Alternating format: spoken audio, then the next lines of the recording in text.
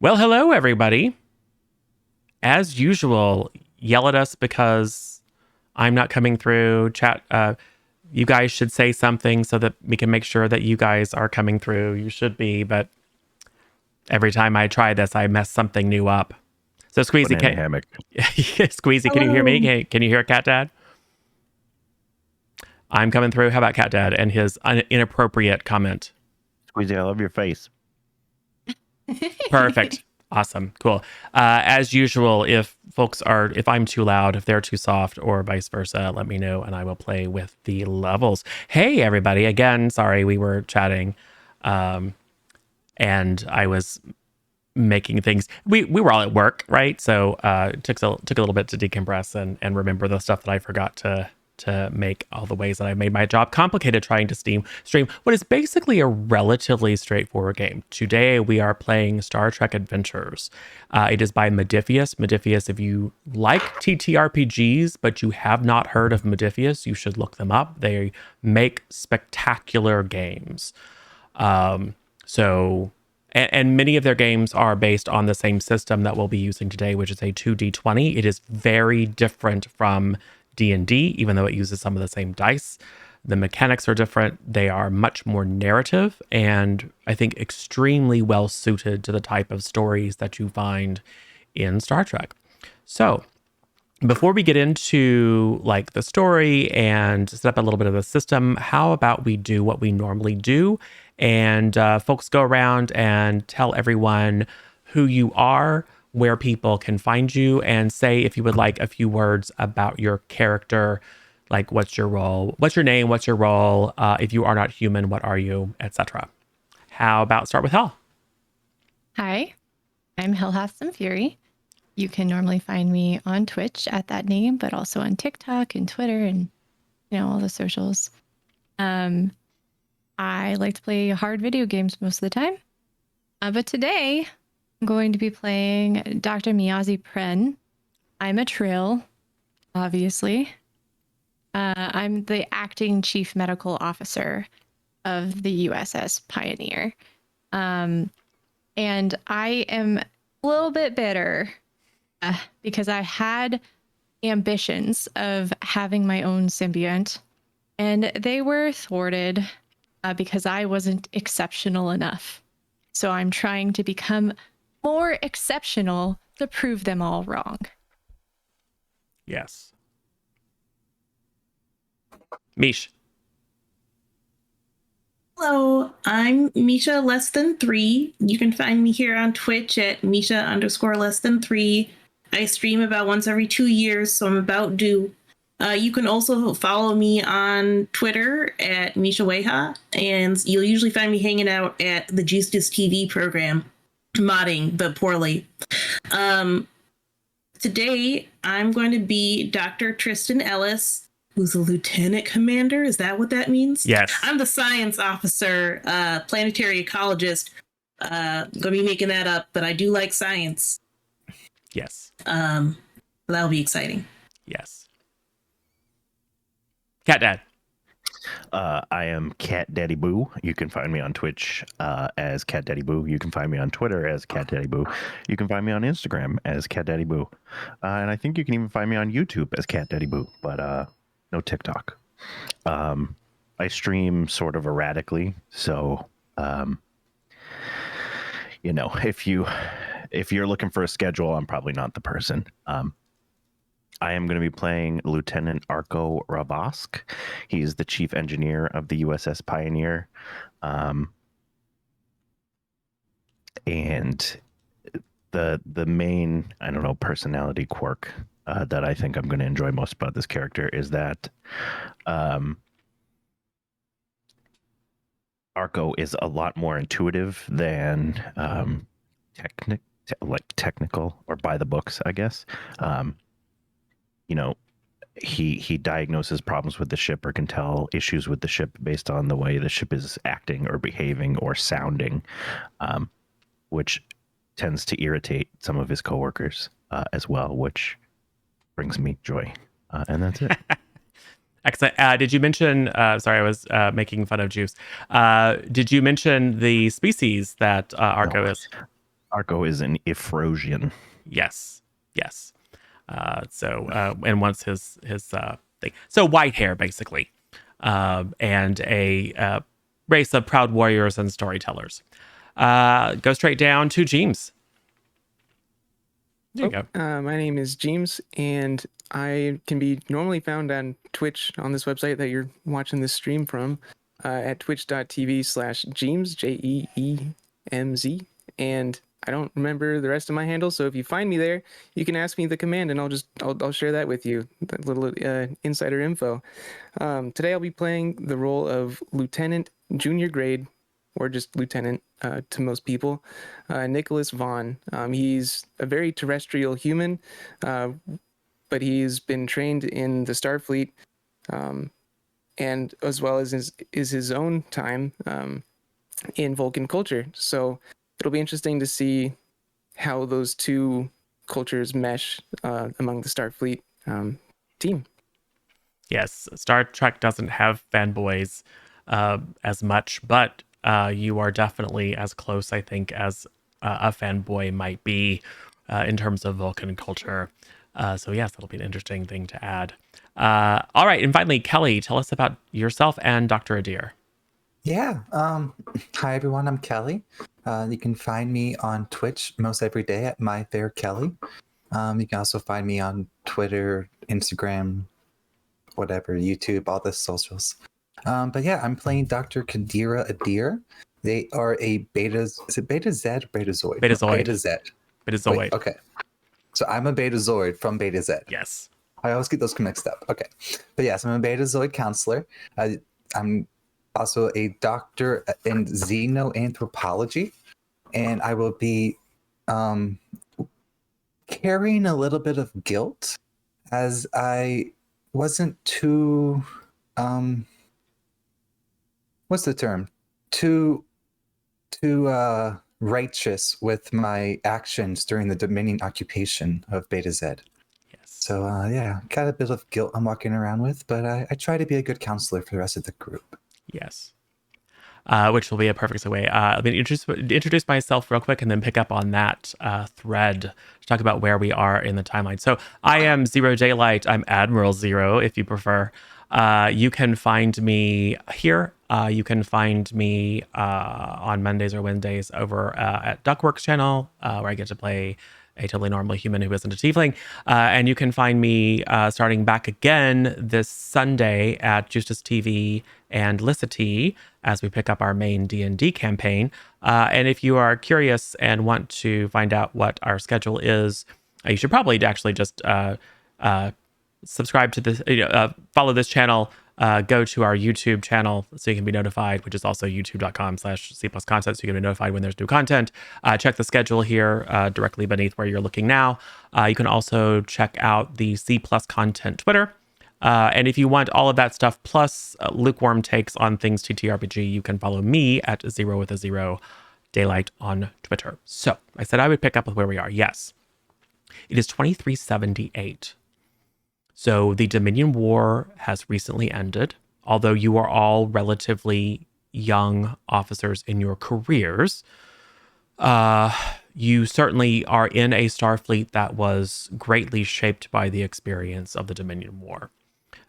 More so even than the Borg. The Dominion War brought the Federation close to breaking.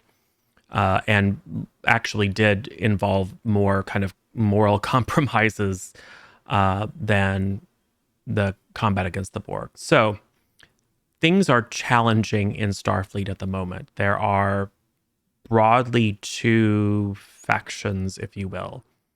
There are the traditionalists, the old timers, the optimists, the moralists who really look at the end of the Dominion War as an opportunity for Starfleet to return to its core mission of exploration and discovery. There are others who have the not invalid opinion that the universe only gets more dangerous. And that this notion of, okay, we can give up all the militarization and go back to just being peaceful explorers is naive and frankly opens up the alpha and beta quadrants to further threat. So you individually may have, like I know for sure at least one of the characters has a very strong opinion on one of those ends of the spectrum. That is very much a conversation that is happening among the Admiralty, among the member worlds, as well as among rank and file officers and crewmen. This sort of notion of what is Starfleet intended to be. I'm going to assume that those of you in the audience and in chat have some vague understanding of what we're talking about. Can't give you a primer on what Star Trek is, but it is future, it is sci-fi, it is a particularly optimistic and humanistic version of sci-fi, wherein the main characters are heroes. There is no money. It is very collaborative. People do this work of exploring the galaxy, solving problems, wrestling with moral conundrums, simply to better themselves and to add to the sum total of humanoid and intelligent species knowledge. So it's a little different than many of your sci-fi might be, but and our players, frankly, have a variety of background and a familiarity with Star Trek. But this is a game that you can play if you're not a huge like Star Trek super ultra fan. If you haven't seen anything, just need to kind of get a sense of the feel. So where we are is Narendra Station. Narendra Station is at the furthest kind of galactic eastern edge of Federation space. In fact, it is beyond Klingon space. To get from kind of the core of the Federation to the area where Narendra Station lies, you would either need to pass through Klingon space or go completely around Romulan space toward the galactic center. So it's basically the back doorstep of Federation and explored space. It is in the Beta Quadrant, therefore the DS9 and the wormhole and all that kind of stuff is far, far, far away. And until recently, the space beyond, further to the galactic east from Narendra Station, was not frequently explored. There have been some probes, there have been a few intentional and accidental expeditions into the area, but it is a region of space that is characterized by extreme gravimetric distortions, temporal distortions, all sorts of unusual spatiotemporal anomalies that have, until recent advancements in warp drive, made regular travel through the expanse quite challenging. In fact, many of the initial probes and early expeditions simply failed to return. The expanse is very, very hard on traditional warp drives. However, with recent advancements, first pioneered in the Intrepid class of variable geometry warp nacelles and refinements and retuning of warp field dynamics, it is now not without risk, but it is now practical for the Federation to explore this area that is certainly expected to be rich in resources, rich in worlds that are habitable but not inhabited, and rich in new undiscovered cultures that can further the aim of Starfleet to encounter strange new species and make friends and welcome new arrivals into the kind of warp-capable set of species in the galaxy into, well, ultimately the goal is the Federation, but at least to make friendly contact with new trade partners and diplomatic allies. There is another lens, however. The Shackleton Expanse borders not only Federation space, but also Klingon space and the Romulan neutral zone. It is not known whether the Romulans are actively exploring this area of space because cloaking devices. It is absolutely known that the Klingon Defense Force and Klingon Empire are interested in exploring and exploiting the Shackleton Expanse because Narendra Station is co-managed by the United Federation of Planets and the Klingon Defense Force. In fact, there are more Klingon officers aboard Narendra Station than there are Starfleet officers. Your chief medical officer is a Klingon. General Kargan is the kind of co-lead with Admiral April A. Bear. But even though this is a time of peace between the Federation and the Klingon Empire, You know, the individuals don't always get along. So if you do not wish to hang out with Klingons, you do not have to. They tend to be keep to themselves, or they tend to congregate in public areas. But it's not like it's a beautiful kind of living together arrangement. There are still plenty of Klingons who don't necessarily like the Federation and vice versa. But your governments are at peace and frankly are more closely allied than at any time really ever in the past. Other things that you need to know. Voyager has returned. So earlier this year, Voyager returned from a long sojourn in the Delta Quadrant. Now, Voyager has been in contact with Starfleet Command for the past 3 or 4 years. So especially in the recent year or two, a lot of data and information has flown past. So we're getting a transmission from 7 of 9 right now. So a lot of those discoveries have been shared. Voyager itself was immediately taken to an undisclosed location by ostensibly the Advanced Starship Design Bureau, Starfleet Corps of Engineers, but we can also guess that Starfleet Intelligence was involved to examine the many alien and Borg-derived technologies that frankly enabled it to survive and make its way back to Federation space. So that is definitely another thing that is on the mind of many Starfleet officers, the discovery of like details about the Delta Quadrant. What I will say that everyone also knows, because you would have been briefed upon accepting your posting to the Pioneer, which we'll get into what that is in a second, your ship, is that it is entirely possible, it is suspected, that there may be or at one time have been a terminus or a hub of the Borg Transwarp network located somewhere in the Expanse that may or may not be tied to some of the unusual phenomena. But certainly during recent Borg incursions, sensor networks and arrays have detected unusual energy readings from this general area of the quadrant, but have not been able to narrow it down. So that is something that is probably of a bit of concern to many of the officers and crew of the Pioneer.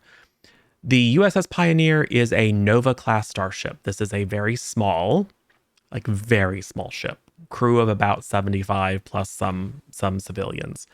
The space frame was actually designed at the same time that they were designing the Defiant, the warship. And in fact, it has the bones of a very capable combat vessel.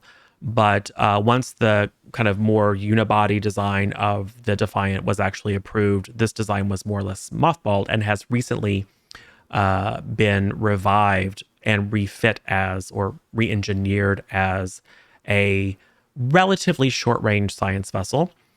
It has basically most of the sensor and computer capabilities of the Intrepid class, but in a probably a less sturdy and cheaper to manufacture frame.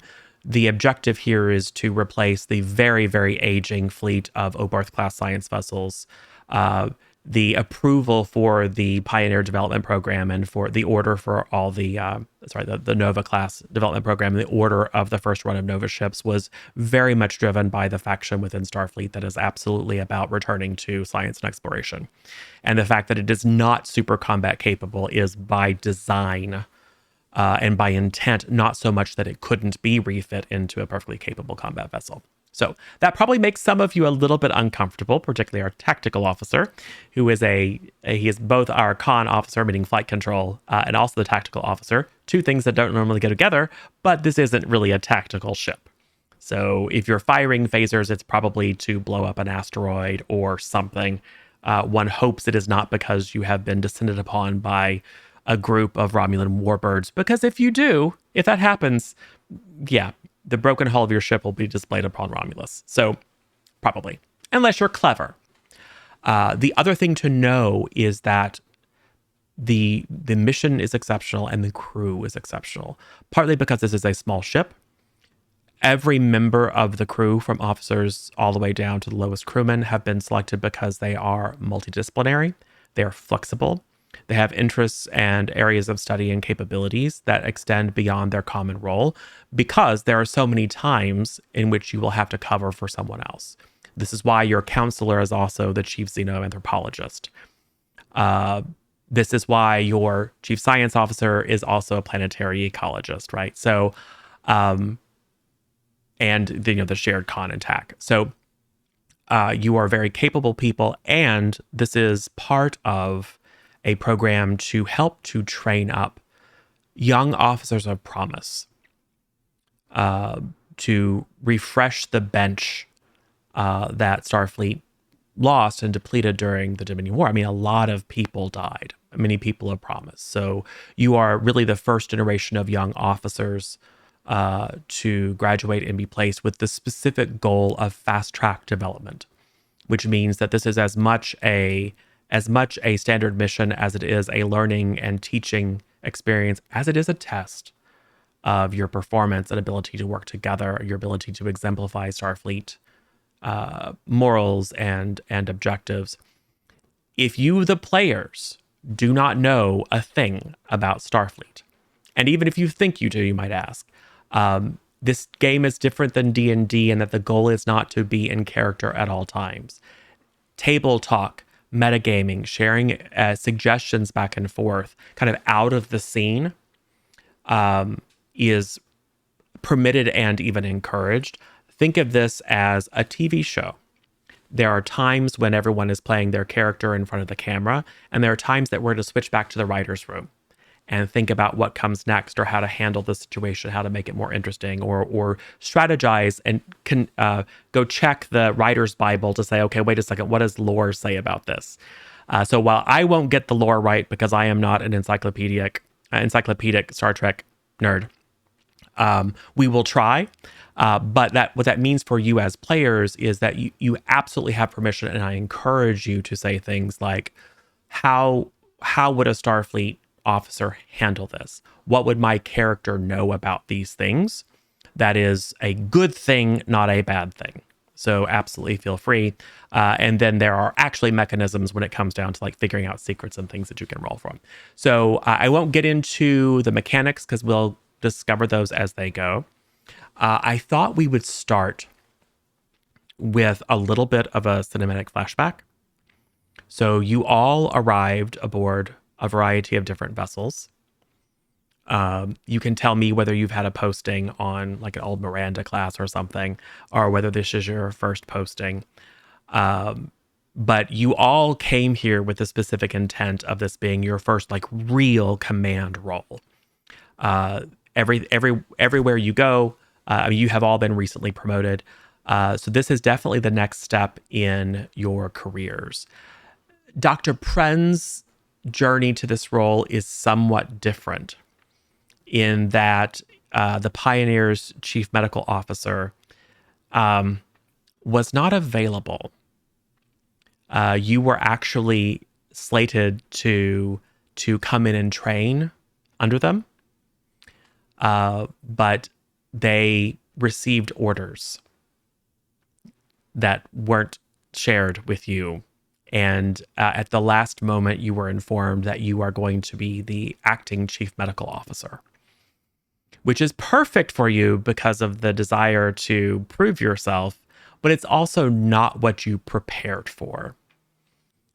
So you have the health and well-being of a crew of 75, 78 some odd souls now sitting firmly on your shoulders. And that is somewhat of a new experience for you. But the rest of you have proven yourselves, and the posting here is absolutely proof of that. It's also, yes, Lieutenant Ravosk, a little bit of a letdown because this is not a fancy ship. It is new. It is very advanced. But for an engineer, it's not particularly fast. And it doesn't have like the biggest pew-pews either. So there's a lot of computer systems and automation and things that make it completely operable with a relatively small crew. There aren't quite as many valves to deal with, and plasma inverters and things. So it's maybe not what you would consider a plum assignment from a day-to-day routine perspective, but it's a good ship. I'm used to freighters mostly, so this is. I mean, it's an upgrade. It's not the Enterprise. I wish it was the Enterprise, but Yeah, it's fine. well, the Enterprise is. Enterprise doesn't get to come out this far, though. It's true, It was just an example. but yeah, it's new. There's not a lot that's gone wrong with it yet. There's not even that much maintenance that's required, so that probably is a little bit interesting given the way you like to spend your days. There's not quite that much going on, but that's fine. It's fine. I'll break things that I can then fix. That's completely. I mean, you might get court-martialed, but if you're clever, you can totally do it. For sure, however, one member of your crew had very direct experience during the Dominion War, and that is Dr. Adair. The rest of you may have heard rumors that Dr. Adair was present on Beta Z when the Dominion occupied it. You may have heard rumors of actually quite successful resistance against the Dominion, particularly by telepaths and the various different mechanisms and techniques that they used, which of course was problematic because one of the reasons that the founders in the Vorta wanted to take a hold of Beta Z was that telepaths were potentially capable of detecting changeling spies. So it was known to have been very, very tough on the people who were there. And some people probably did some things that are, well, problematic morally in order to survive and resist their conquerors. But it's probably not something that Dr. Adair talks much about, certainly not in her professional setting, just because they are much more focused on taking care of others and their well-being. So that's a rough primer of who we are, where we are. You have come together. You have met. You have met your captain, Captain Jordan Akir. You have, who is a Trill, who is joined.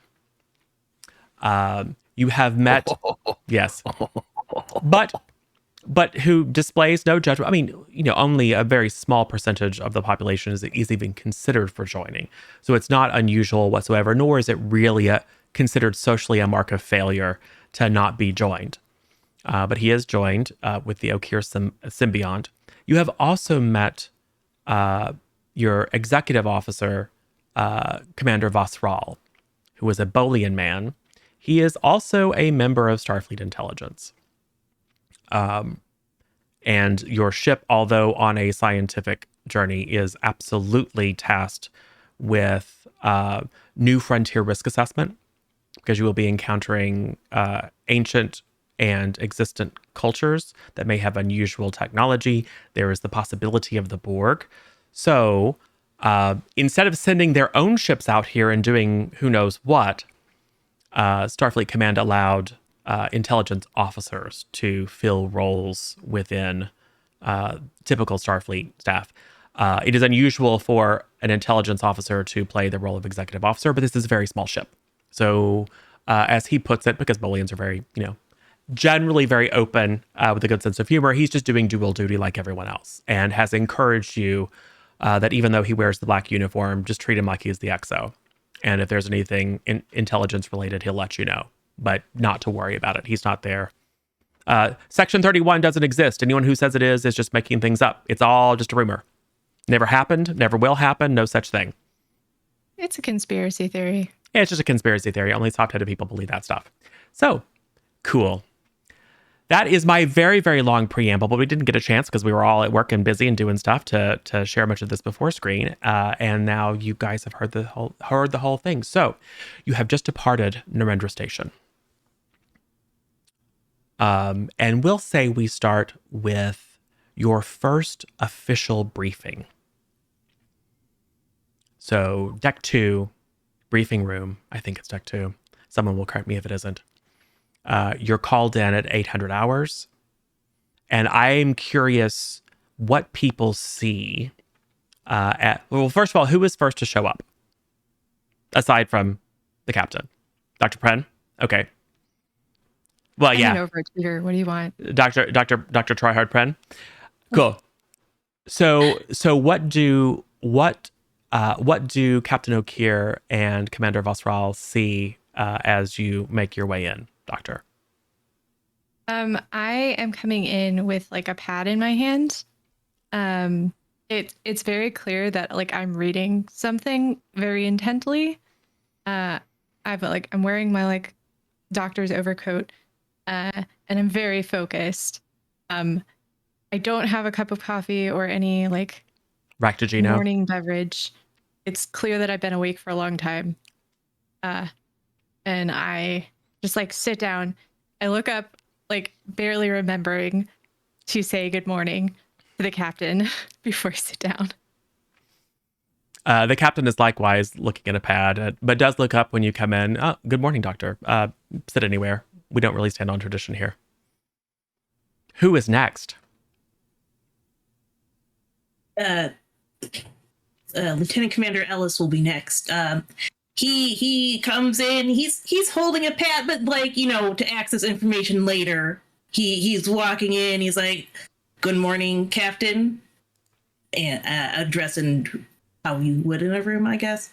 Definitely like he's on time, but he probably got up, did his run around the ship or whatever morning laps, and did his morning routine, is here for the meeting first thing. Fearful, excited for a meeting, I guess, but probably more about the mission in general. And this is like our first briefing, so he'll take a seat next to Dr. Pren because he is technically assisting with medical duties on ship, so probably has worked with Dr. Pren, or at least introduced himself earlier and said hi and all that stuff. So perfect. Who shows up next? Doctor. Okay, no, go. Please. Okay. So Lieutenant Ravask has been awake for a while. He's big on the fitness training. So he's awake. He's done laps on the ship. He is showered, and he is in a neatly pressed uniform. In a sort of a typical gregarious Efrosian manner, the doors slide open to the briefing room, and he sort of loudly is like, "Good morning, everyone. Happy to be here." A lot of energy, not like me as a player at all. And he takes a seat. I've got a pad, but it's like for notes. I'm not reading anything or anything like that. It's just if I need to remember something or Google something, I've got a pad with me. Yeah, he's what would you say, Cat Dad?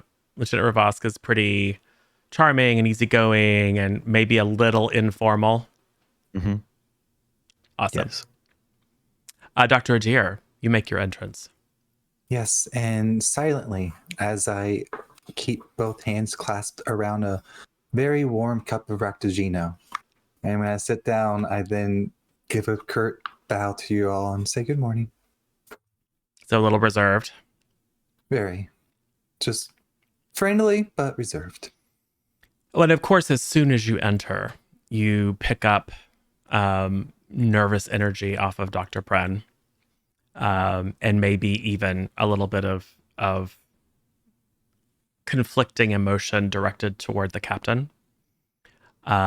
You probably pick up a little trepidation from Lieutenant Commander Ellis, but maybe reads more as preoccupied.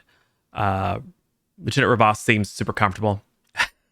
I mean, he doesn't pull a Riker in terms of turn the chair around and sitting on it, but it's close. I mean, he's got that energy to it. And as you settle yourself around your warm cup of Ractigino, you are joined by your tactical and con officer, Lieutenant Vaughn. Yes. Lieutenant Vaughn is a little bit late because they were up late the night before studying Vulcan culture as he's wont to do. But because of his designation, he's kind of scanning the room, kind of, calculating, but he's also, a little bit weary-eyed from having, diminished sleep and also just kind of weighing the whole room. Yep. Do you think Lieutenant Vaughn is more of a tactical guy who also is good at flight control, or is he more of a pilot who also understands tactical? I would say he's more of a tactical kind of character, because he's constantly scanning for stimulus and trying to feel like, is this in line with what I think is right, or is this something that I can perceive as like a threat? Yep. So, Dr. Adair, you definitely pick up a sense of wariness as the lieutenant comes in, and definitely kind of evaluates you all in terms of the degree to which you are a tactical asset. I would say you certainly, if you have not spent time with Lieutenant Ravosk, you can certainly, Lieutenant Vaughn, tell that Ravosk is very fit. The way he moves, he seems very well trained. He is well known to the security staff because he likes to train with them. So he does give off an air of being quite capable, which is very different than someone like Lieutenant Commander Ellis, for example, who really looks like they don't know which direction of the phaser to point at people. But then again, they're a science officer. It's not, I mean, it's kind of, that's not that unusual, but you definitely, I would say, just get that assessment of like, oh, this one is not the one I'm going to give the type 2 phaser to if we're in trouble, because they'll just blow a hole in a bulkhead or something. So, yeah, that is what you get. So you are joined by the other members of senior staff, minus Dr. Melick, who is mysteriously absent. Dr. Melick is we may meet them at some point, is a Rizian who, contrary to his culture, actually served with distinction in the Dominion War, was gravely injured, has extensive cybernetic implants, and as a result is quite the expert in cybernetics. So, Dr. Pren, it has not been shared with you, but you would expect, being familiar and having studied up with Dr. Melick's career and specialties, that most likely his training in cybernetics is what brought him, that is related to his assignment, because otherwise, I mean, there's 1,000 xenobiologists and there's a lot of people who know emergency medicine. That's the one thing that really stands him apart. So there's that. But you don't know, you are filling his shoes. There is Ensign Abigail Hansen, a human woman, very, very young, clearly fresh out of the academy. You're all familiar with each other's records. It's just part of the briefing. She is a polymath. She is extraordinarily intelligent. What she's doing in security, no one knows. And I would say Lieutenant Vaughn, if she weren't wearing the gold uniform, and if you didn't know what her assignment was, there's nothing about her that says security. She is somewhat awkward, and doesn't seem to carry herself with a lot of confidence, but you know that her records were exemplary, or else she wouldn't be here. Lieutenant Commander Iska Jularu, or Lieutenant Commander Iska, is a Bajoran woman. She is your chief operations officer. She is quite friendly, quite nice.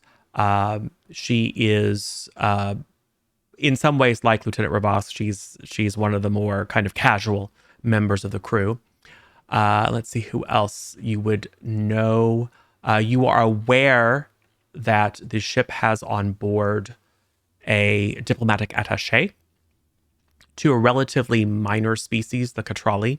They are a Vulcan offshoot. So as the Vulcan diaspora happened ultimately winding up in Romulan space, there were various different groups that were cast out or stayed behind. And the Catrali are one of those that has spent a couple thousand years now developing in isolation very near the border of the Expanse. So this is someone whose culture is very aware of this part of space and has been brought on just in case any of the species with which there is some informal contact, or in case it can be helpful in navigating the Expanse in some other way, but is not currently at the briefing because this is not a diplomatic issue. He has been granted effectively a warrant officer status, but will not be in many scenes that don't involve diplomacy. I think that covers the entirety of the senior crew, who are all present.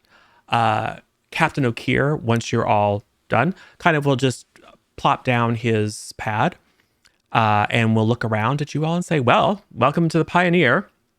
I know she's not big. I know that she's not flashy, but she is smart. She is wily. Her sensors are amazing. Lieutenant Commander, you're going to very much enjoy this. Our med bay is, well, sufficient to take care of the needs of, 75, 78 members of the crew. You will find this ship to be very advanced, but maybe not super comfortable. But I'm very glad that you're all here. And my office door is always open. Certainly, you can speak to the counselor about anything that you need, but you can also feel free to speak to me. I am here as much to provide you with direction and ensure that our directives are achieved successfully as I am to support you in your careers and your development. I will be setting up time off of hours to get to know you all better. But before we do that, we should talk about our next mission. We are being sent to Ixtar 4. The Ixtar star system is about 12 light years from here, just inside the Expanse. It is not on one of the routes that previous exploratory missions have gone on. A probe has picked up some unusual signals. Since we are now away from Starbase, I can let you know that the past several missions to return, specifically the Kier and the Palatine, have reported on a variety of planets in that kind of on the edge of that general region of the Expanse, some unusual archaeological finds, very, very ancient. And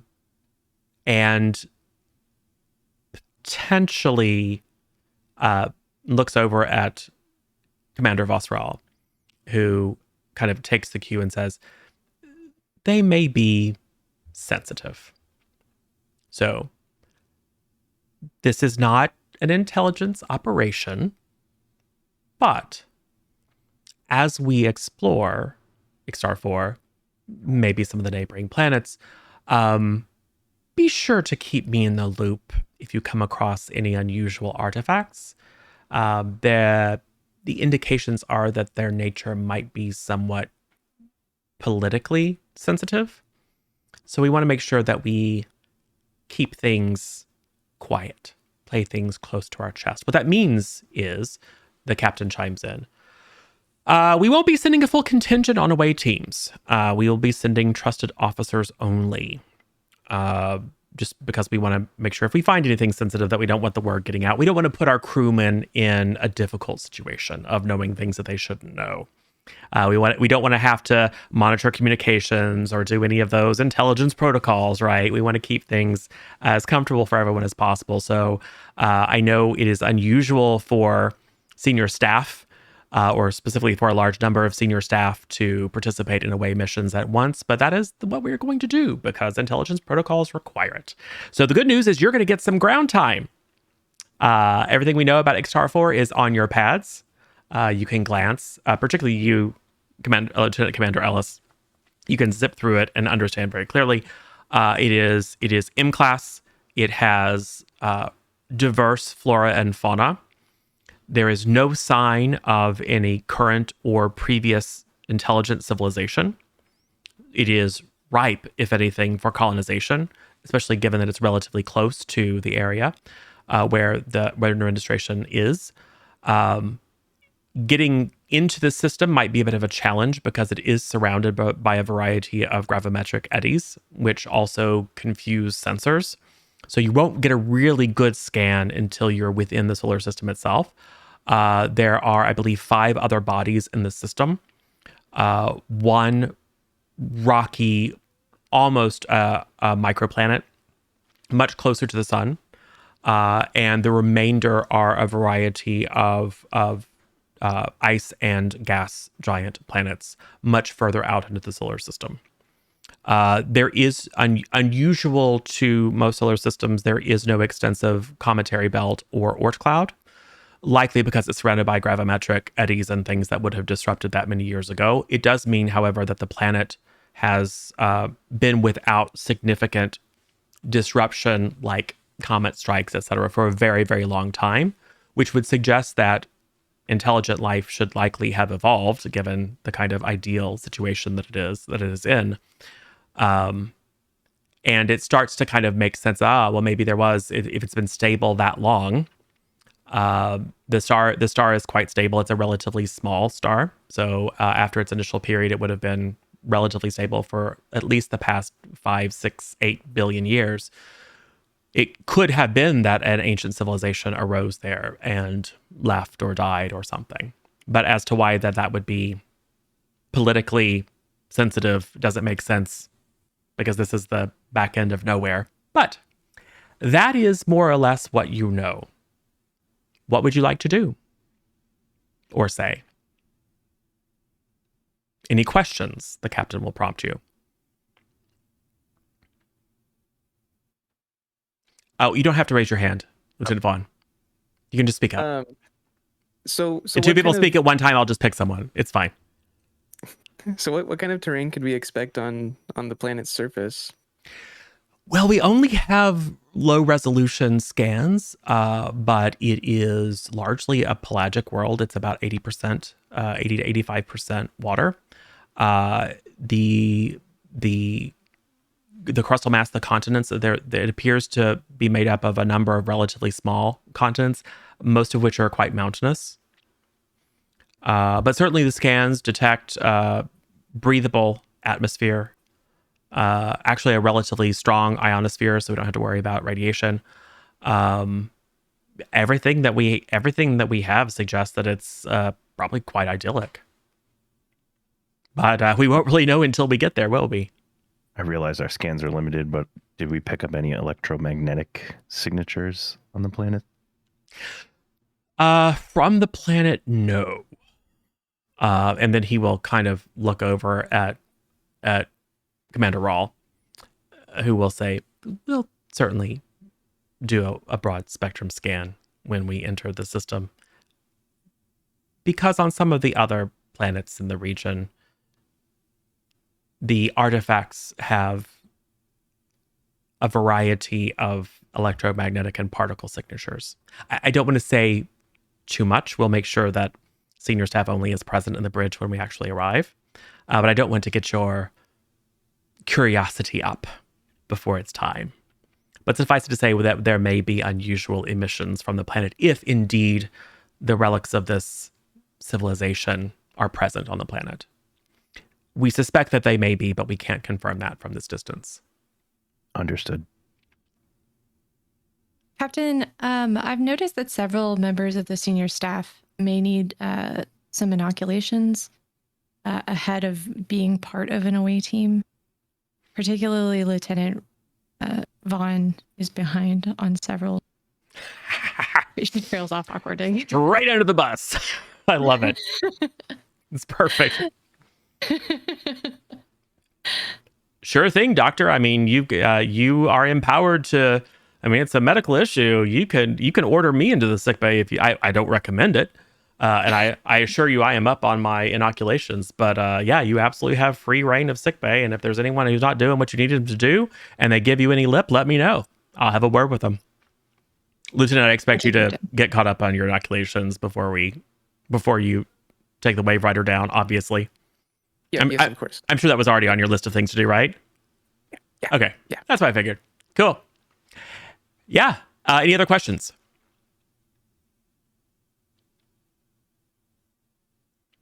I like it. I can tell by your faces that you're all super curious, but you have the good sense not to ask me any questions that I can't answer.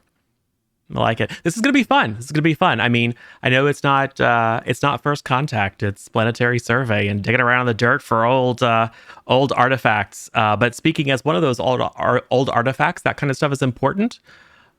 We might make discoveries here. And as I said, this is an opportunity to show me and Starfleet what you got. as senior staff. So I look forward to great things from you. As I said, when I'm not on the bridge, I will be in my ready room if you need anything.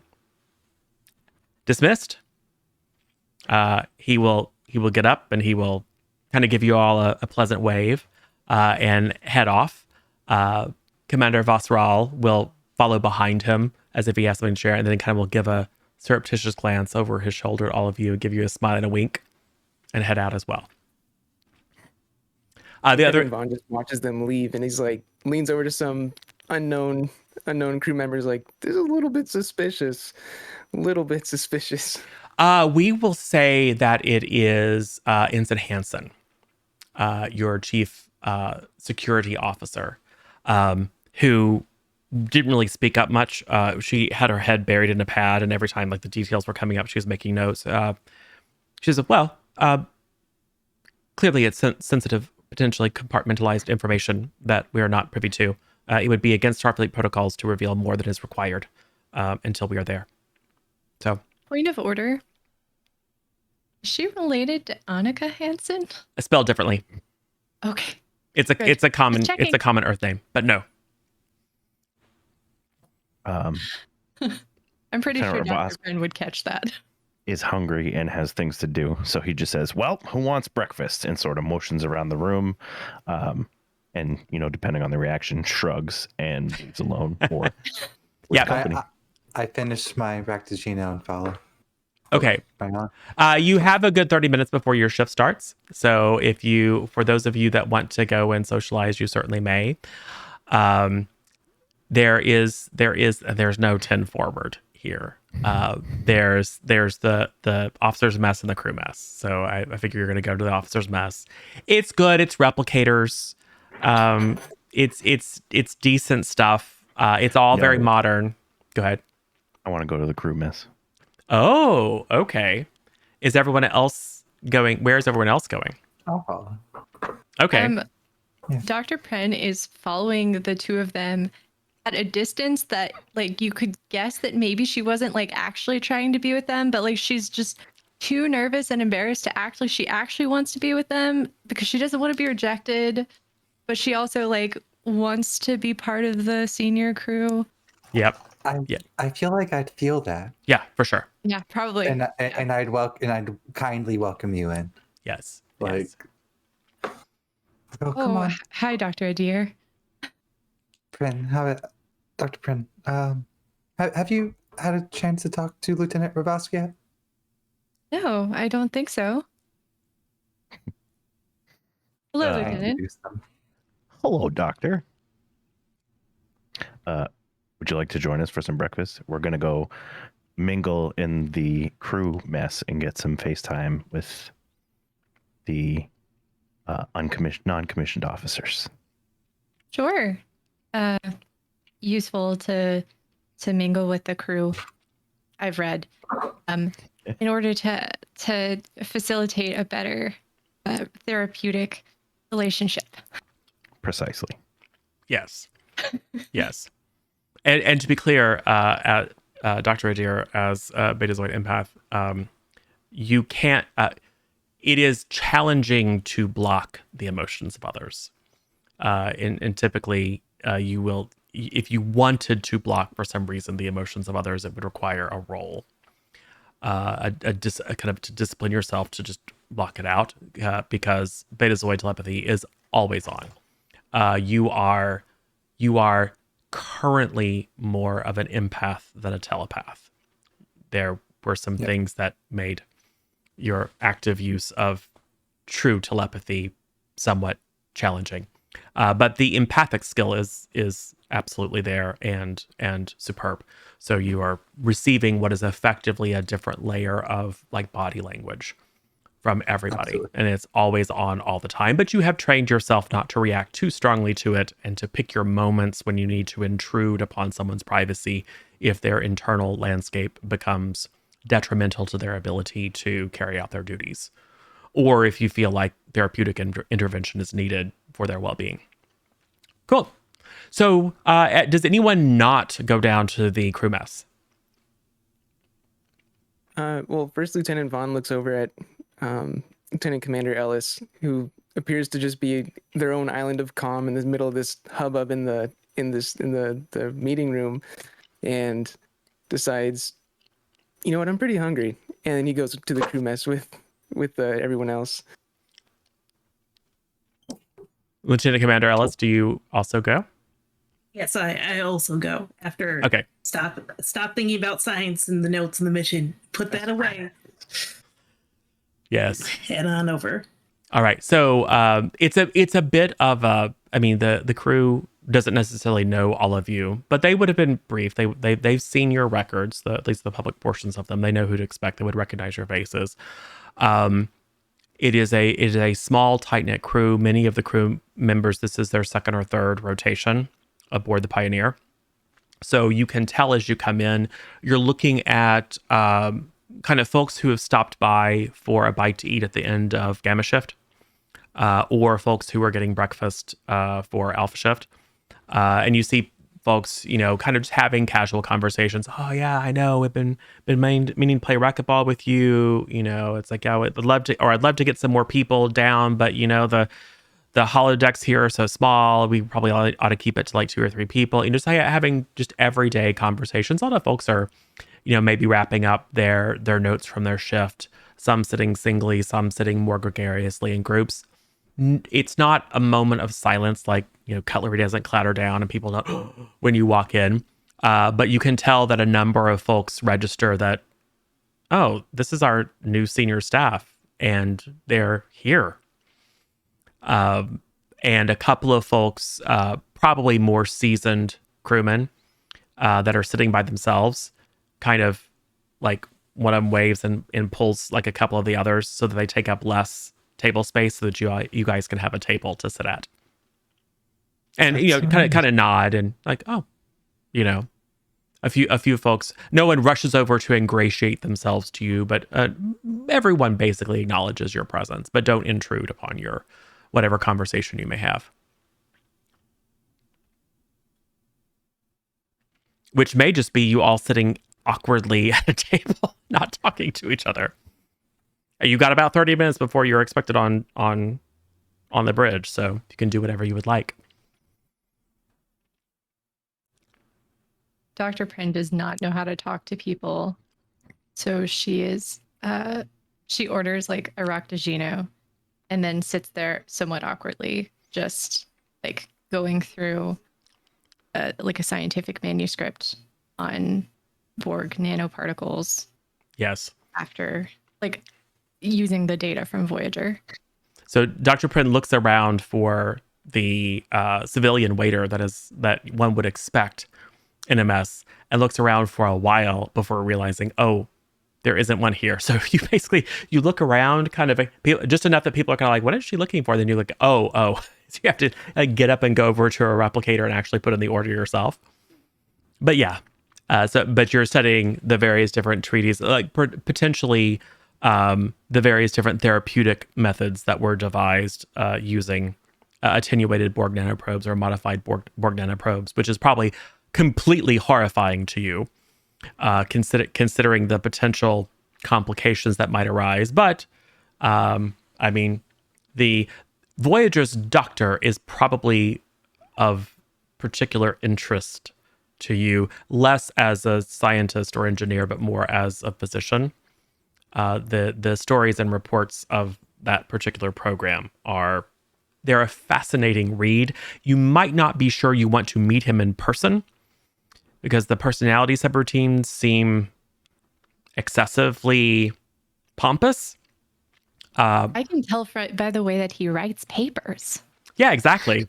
He seems like it makes you wonder about the individual that they patterned him on. However, the various different creative discoveries and therapies that were devised and successfully employed during Voyager's time in the Delta Quadrant are endlessly fascinating. Well, and I also think that if we are potentially going to come across some Borg I should just be up to date on all of the available information about Borg nanoparticles. Yeah, it seems wise. And certainly as a Starfleet officer, you have access to basically anything that isn't classified. And you frankly have access to some things that are classified, depending upon your mission profile and the permissions that you've been given.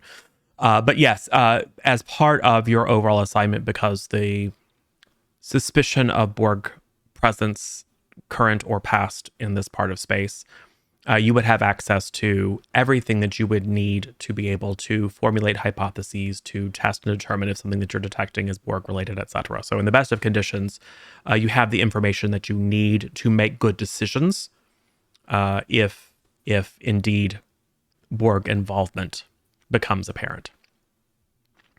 So you have your awkward Raktajino moment and then spend some time reading medical treatises. Anyone else? Yeah, I'm waiting for other people to make the first move. I can't. I'm too nervous to talk to them. I'd be doing two things. First, like just trying to like quickly scan everyone in the room, seeing any potential Barclays for a quick reference. Look, James is right there. How rude. I don't get the reference. It's okay, but I was just letting the narrator know. No, yes. Actually, when James and I were talking about his character concept, Barclay kind of came up as a potential model. Sorry, my monitors have been all weird. As a potential model, not so much in the kind of creepy way. Like some of those storylines are now problematic on watching them again. But in the someone who is highly, highly capable, and in many, many ways, but that maybe isn't blessed with the best social graces. So a definite asset to Starfleet, but also someone who might benefit from some chill pills. Yeah. Or just experience. So yeah, I guess just making sure everyone's okay in that sense. And then I start asking anyone, but probably Dr. Prin most, about the absence of Dr. Malik from and what they might know about that.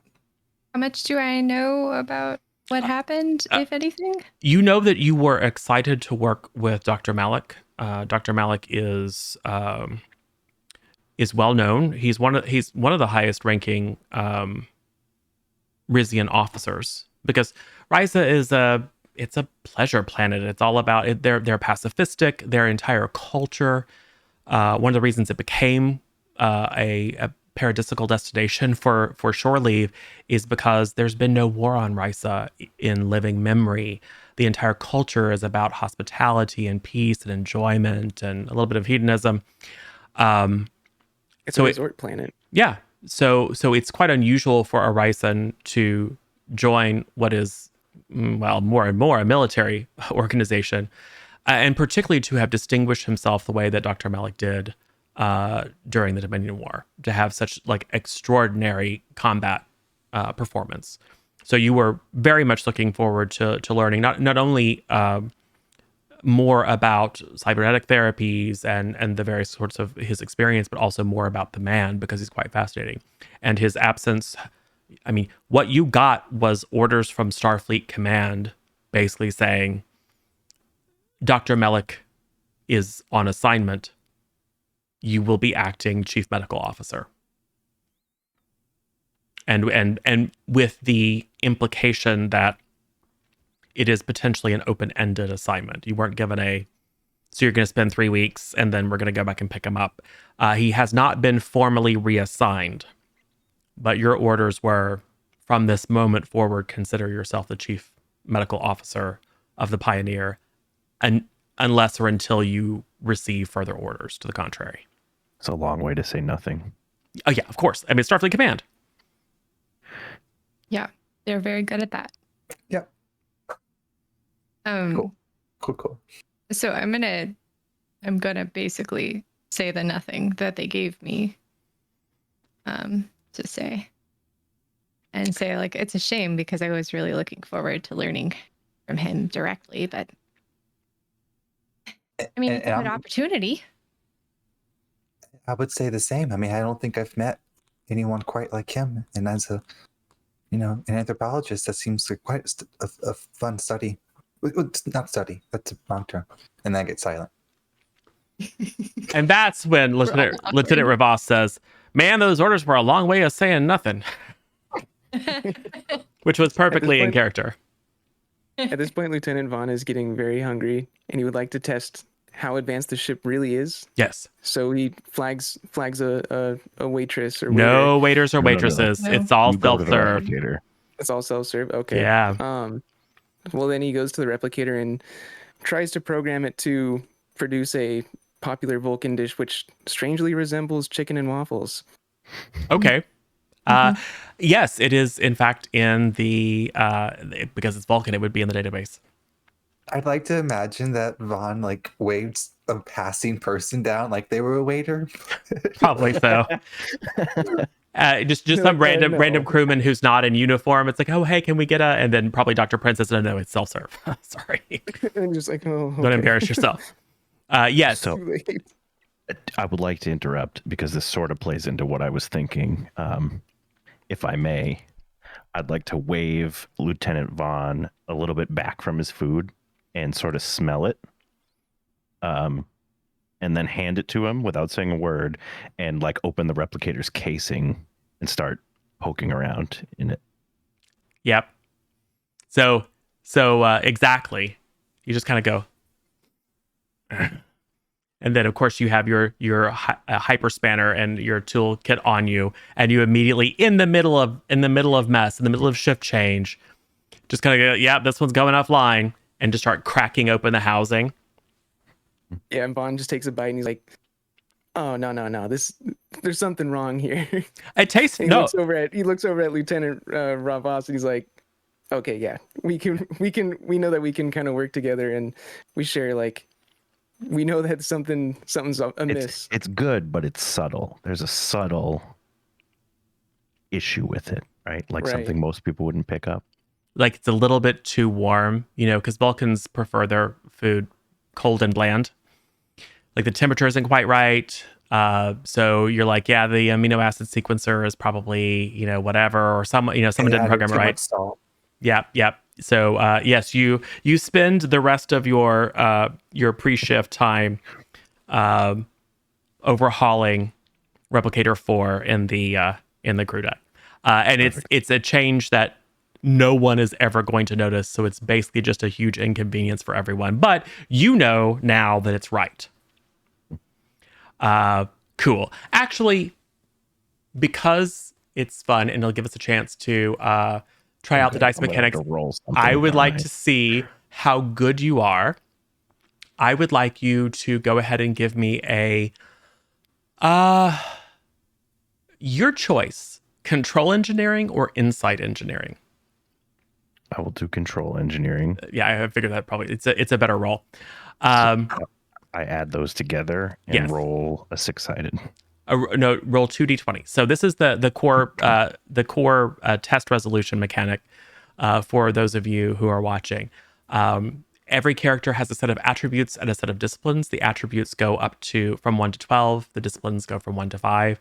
Every test you make is going to be a combination of an attribute and a discipline, depending upon what it is you're trying to do, what skill and ability you're trying to test. You test that by rolling 2d20 at minimum. There are ways to get more dice, and you're looking for a number of successes equal to the difficulty of the check. A success is defined as rolling at or below your attribute plus your discipline. So in this case, your control is 11, your engineering is 5, which gives you a target threshold of 16. So you're going to roll 2d6, and you are going to hope that you get one success. It's easy, but you're making a fine-tune adjustment. Success is less than 16, right? 16 or less. A 1 is always a critical success, which means it counts for 2 successes. A 20 on the die is always a complication. Oh, good. There are ways to increase the complication range, meaning I can say, actually on this one, it's going to be a 17 through 20 gets a complication. And there are ways to increase the critical success range. Those are your focuses. You do not have a focus that applies in this case, which means that your critical range is 1. If, however, you did have a focus, in replicators and transporters, let's say, that would be your critical range would be 5 because that's your engineering skill or discipline. Squeezy is so lost. Okay, I'm gonna roll. It's fine. We'll do a lot of this. It'll become intuitive. I got a 6 and a 15. Also, so that's 2 successes. So you needed 1 success. You got 2. This is the perfect time to introduce momentum. Whenever you do, it's like a TV show. Momentum builds. The more successes you have, the more that plays into the next thing. Momentum is a meta currency that you may use. One of the most obvious ways to use, or easiest ways to use it, is to buy additional dice. Because what if you need to get 5 successes? You can't get that on 2 dice, even if they both crit. So you're going to need to buy additional dice. 1 momentum for the first one, 2 momentum for the second one, 3 momentum for the third one. You may never roll more than 5 dice.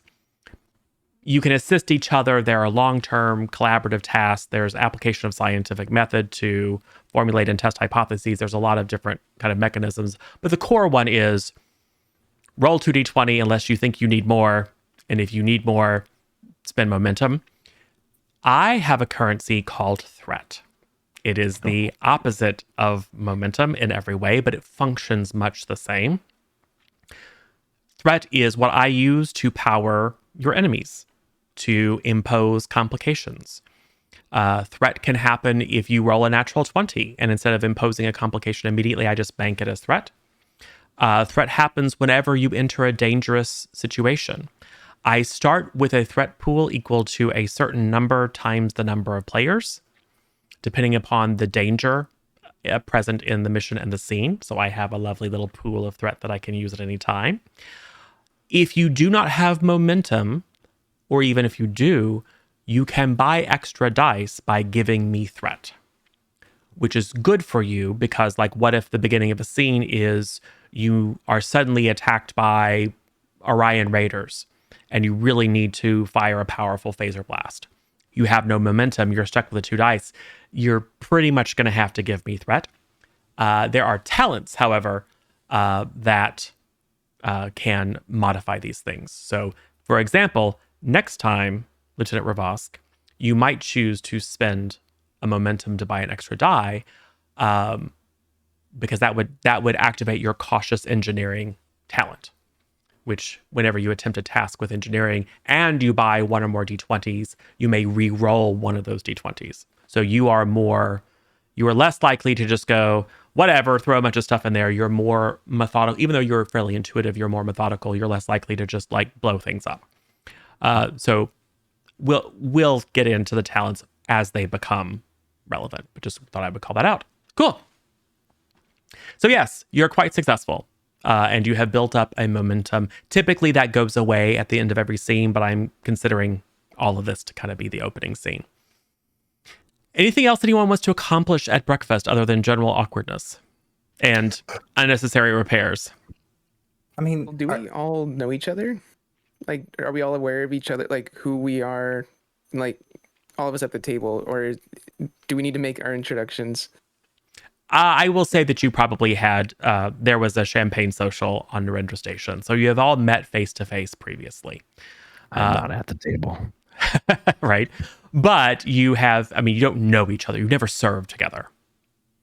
But Okay. But you would have read each other's profiles. You would know everything about the characters thus far that the individual players have revealed. Would just be accessible on your pad or via the computer system. You would have been briefed. So I mean, go ahead. Yeah. I was going to say, did I catch up on anyone like feeling like they need therapy, for lack of a better term? No. Okay. But you certainly may. It is within your discretion to mandate, like, everyone's going to come and see me. Mhm. It would be somewhat atypical given the nature of your mission. This is not a tactical mission. This is not none of the reports that you have from the personnel officer suggest that there's anyone who is suffering from any kind of incipient issue. So it is more likely that you would simply drop a reminder into everyone's inbox to say, these are the office hours, come see me anytime. You can walk in if you'd like, but my preference is that you book. Here's my open hours, etc. But as you are also a working scientist, you anticipate that you're going to be splitting your time probably more once you start actually exploring planets, probably more doing the xenoanthropology. And you will have plenty of time to review the records that have been made available to you of highly redacted, but records that have been made available to you of the archaeological discoveries in neighboring systems. So you can take the time when you're on duty to familiarize yourself with that. But otherwise, it is a bridge position. So I don't feel any changelings in the area. I would say you probably try to check just in case out of habit, but no, you do not detect any changelings. Everything seems good. Cool. Thanks. Yes. Cool. So, with that, we will cut to the bridge as you all make your way. Lieutenant Vaughn probably wiping off a little bit of Vulcan chicken and waffles off of your uniform. I mean, it was still good, so you ate it. Yeah, it was tolerable. Yeah. Am I Yes. Am I generally on the bridge? I find that chief engineers typically are usually in engineering. It is Not always. Yes.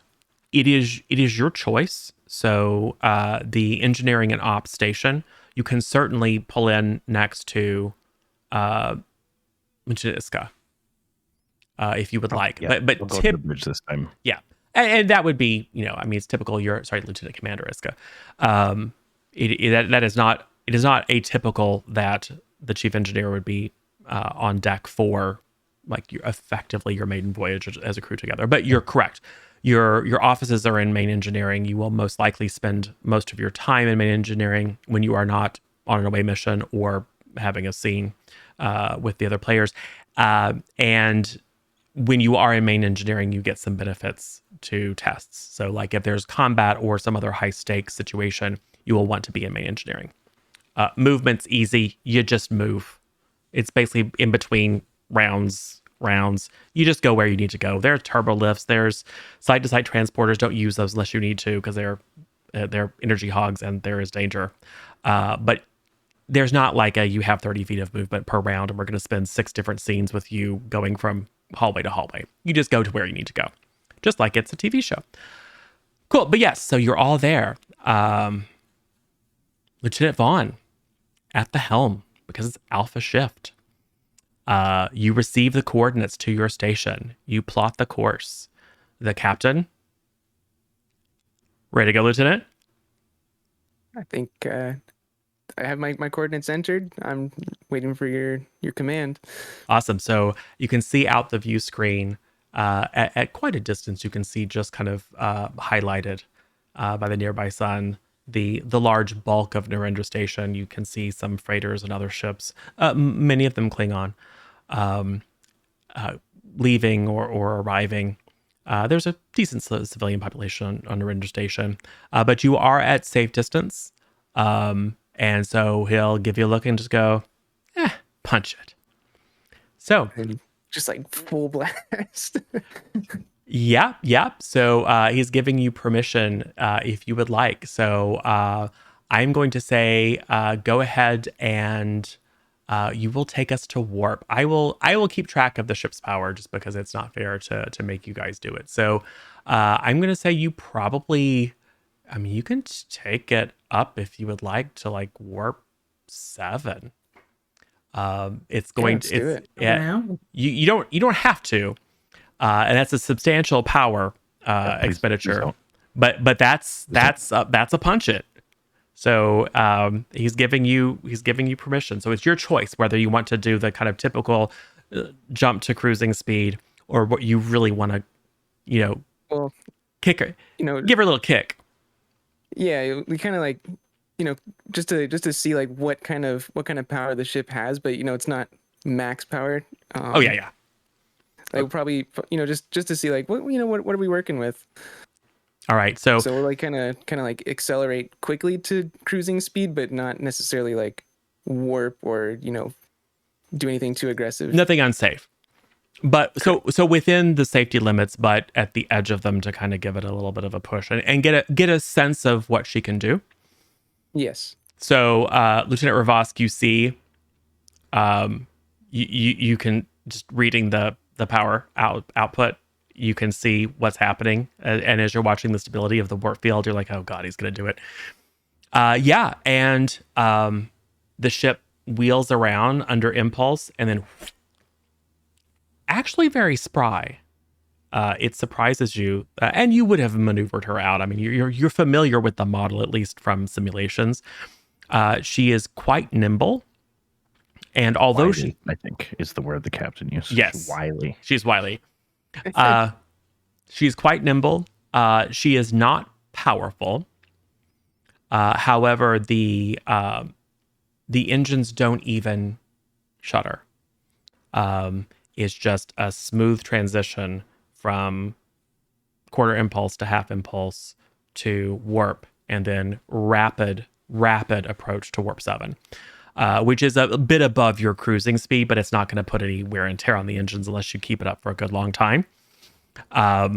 Which is actually, Lieutenant Ravosk, probably super helpful, because you can see the automation, you can see the way that the warp field is balanced. You immediately kind of get some sense about, here's some things that, like, we're going to be flying like this. Here's some things that we could do to make this maybe more energy efficient, because she is meant to be driven like a cruiser. And your con officer is flying her a bit more like an attack craft at the moment. So you might have a conversation to find out if this is going to be a typical thing, because you might want to retune. It's a stress test. It's fine. It's a good stress test. And yes, the structural integrity field generators probably need a little bit of tightening up, which would probably already be on your list of things to do. It's one of the primary mechanisms that is used to keep the crew from getting shaken around whenever you encounter a gravimetric eddy. And it's all going to have to be recalibrated once you enter the Expanse proper anyway. So that just kind of confirms the things that you know are going to have to happen. But yes, the Pioneer performs admirably. She feels a little bit like a pocket rocket, right? Like she's not. This isn't a big, like, powerful hog. She's not going to go 150 miles an hour full out, but she's got some get up and go. And as I said, seems quite nimble and will be a little bit easier to fly once the structural integrity field is adjusted, because you do feel a little bit of everyone kind of has a little bit of a pressure as there's a lag between the actual acceleration and the compensation of the SIF generators. So yes, I'm not going to do the math, but we will cut forward to the next scene. You, Lieutenant Vaughn, you have a feed from the main sensors, the main navigational sensors, and Lieutenant Commander Ellis likewise has the same data. You both at the same time recognize the presence of gravimetric distortions, which you're expecting. You know that there's a rough sphere of gravimetric distortion around the system. So you are going to need to navigate those distortions to enter the system before you can scan. Yeah, so Lieutenant Vaughn's gonna look over at Ellis and, try to confirm, like, you're seeing the same thing.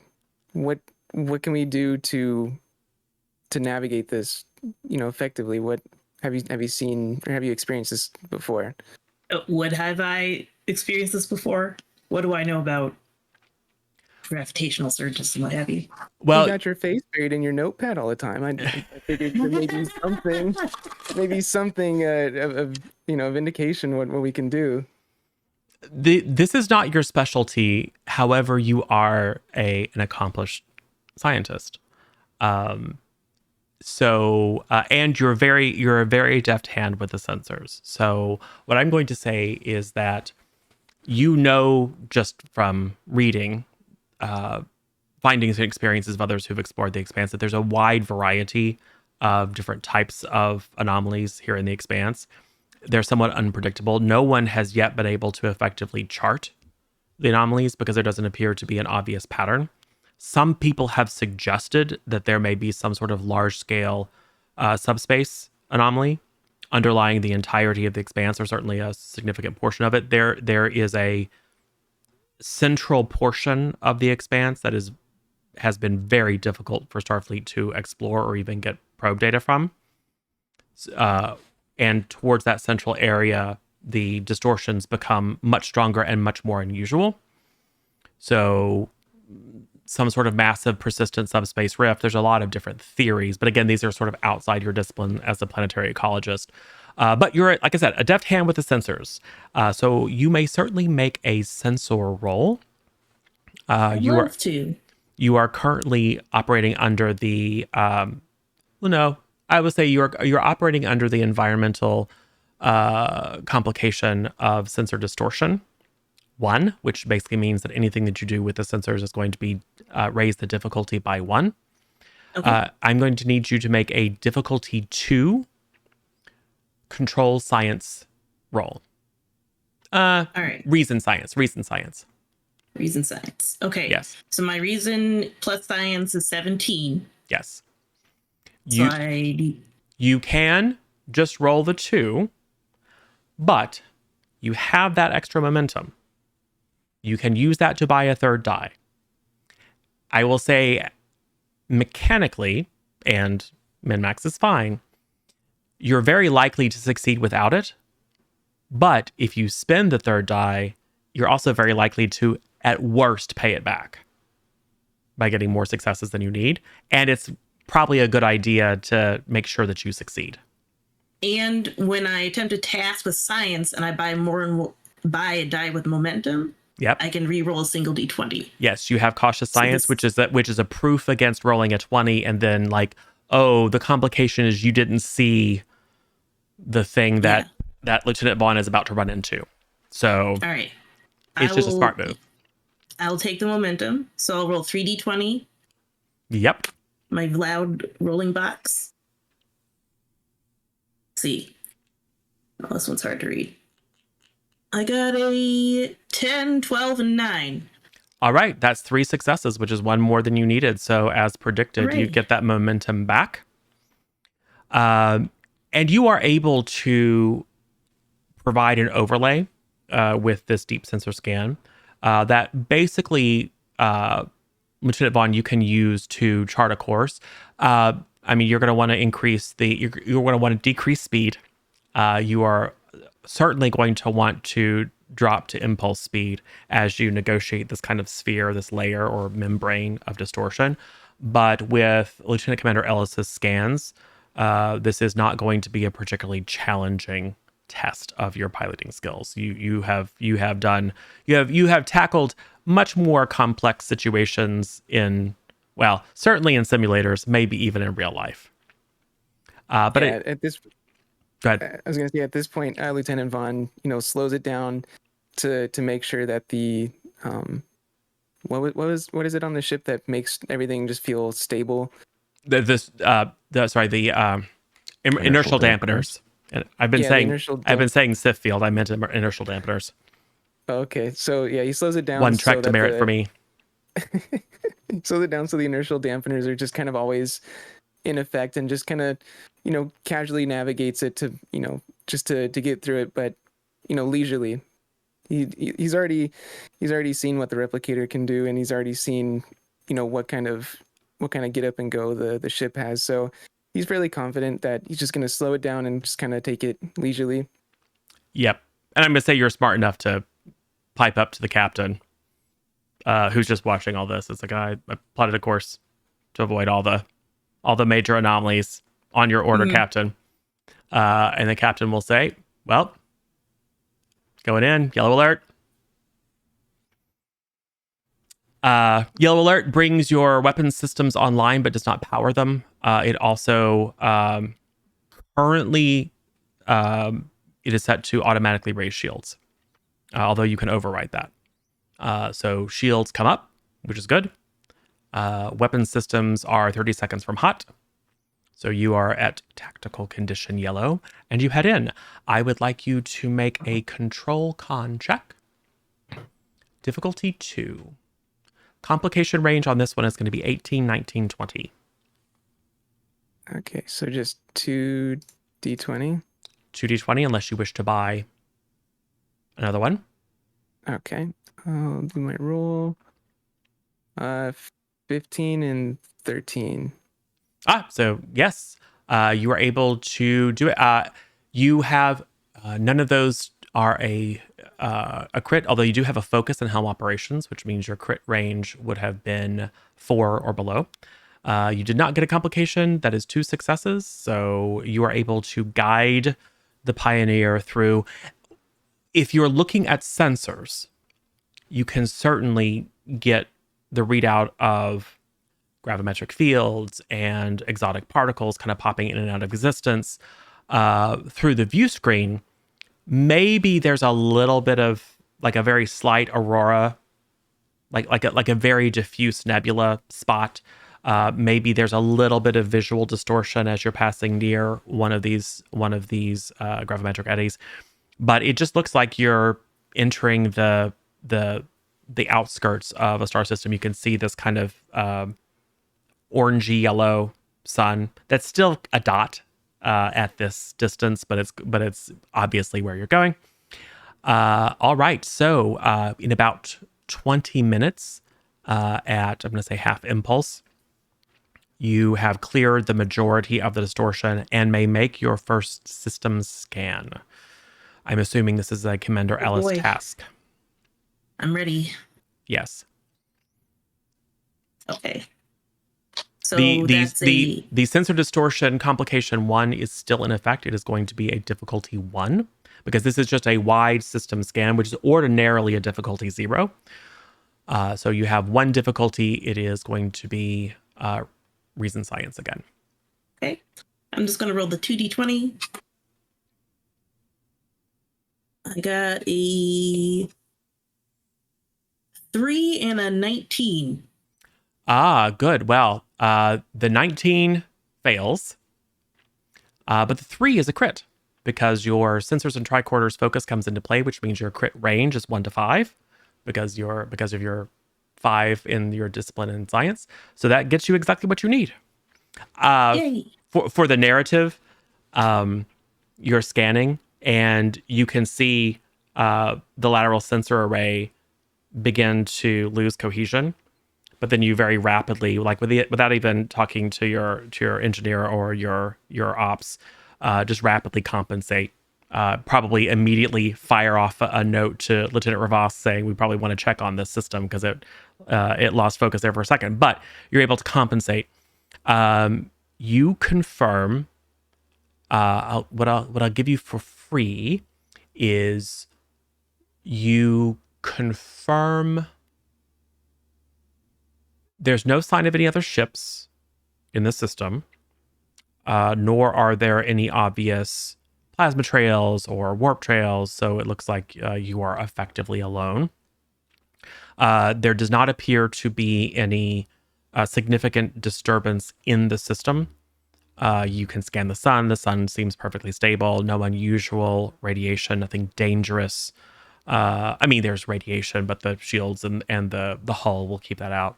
So you do the typical first priority scan to see if there's anything dangerous. You don't detect anything dangerous. And you are able to confirm that it is indeed the second planet in the system. That is a Class M. You can confirm everything that has been shared with you from the long-range scans appears to line up. The atmosphere is potentially a bit richer in oxygen than the probe scan. And the temperature is maybe a bit cooler than you anticipated. And you can get a rough topography. A significant portion of the landmass is at elevated or high elevation. So depending upon where you land, cold weather gear might be useful, or just like warm jackets. It is a large portion of the terrestrial surface is what you would call alpine conditions. So probably nice and pleasant during the day, but maybe very chilly at night. So if you're going to spend some time there, but there's extensive plant cover. The seas are teeming with life. Some of it quite. You can probably you can't tell at this distance if it's like maybe very, very large algal mats or very, very large like megafauna. But there's a lot of life signature coming from the ocean. You are going to need to get significantly closer to do a planetary scan, however, which I'm just going to assume you report and the captain orders, take us to orbit.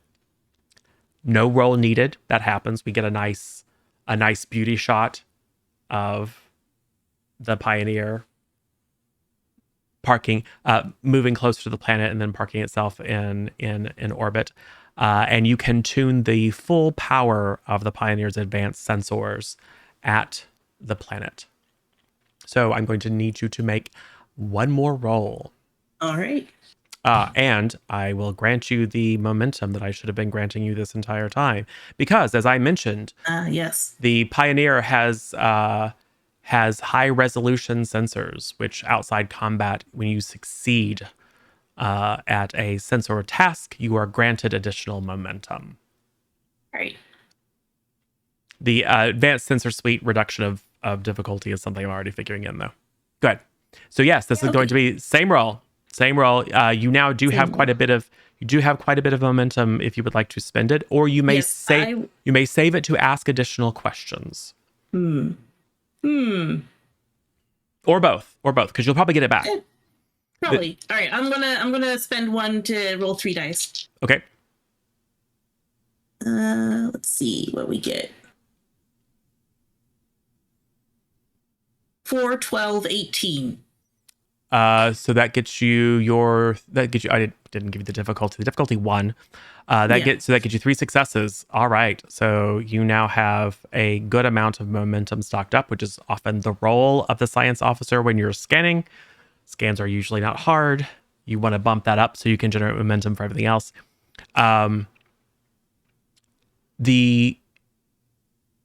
You are certain now that sometime in the very distant past, this planet was not only occupied but industrialized. But this would have been in the hundreds of thousands, if not millions of years ago. So to surface scans, there's no really standing buildings. There's nothing that obviously would read like scanning in the visual spectrum. It looks like a completely uninhabited planet, but you are detecting soil disturbance and excavation, and you're detecting unusual heavy metal traces in certain strata of the crust that indicate that this planet was mined. It was likely heavily occupied, and I mean, it's a very, very long time ago, so there's no way of knowing for sure, but I would say it is a reasonable hypothesis that this was an advanced society. So beyond just kind of early industrial revolution, impossible to say whether they were warp capable or not. You are not picking up any like signatures of dilithium, for example. But there are alternative faster than light propulsion technologies. So nothing would rule out that this was a warp capable society. But yes, there are, in particular, in one of the smaller continents in the southern hemisphere, it's placed a bit away from many of the other land masses. It is quite mountainous. It may have at one time been like a super volcano. So that has since collapsed. So it's got a ring of mountains around it, but a very, very deep kind of valley in the center. You are picking up extensive remaining subterranean voids that appear. That island in particular? Yes. Okay. Yes. That anomaly stands out. So that is what your scan gets you.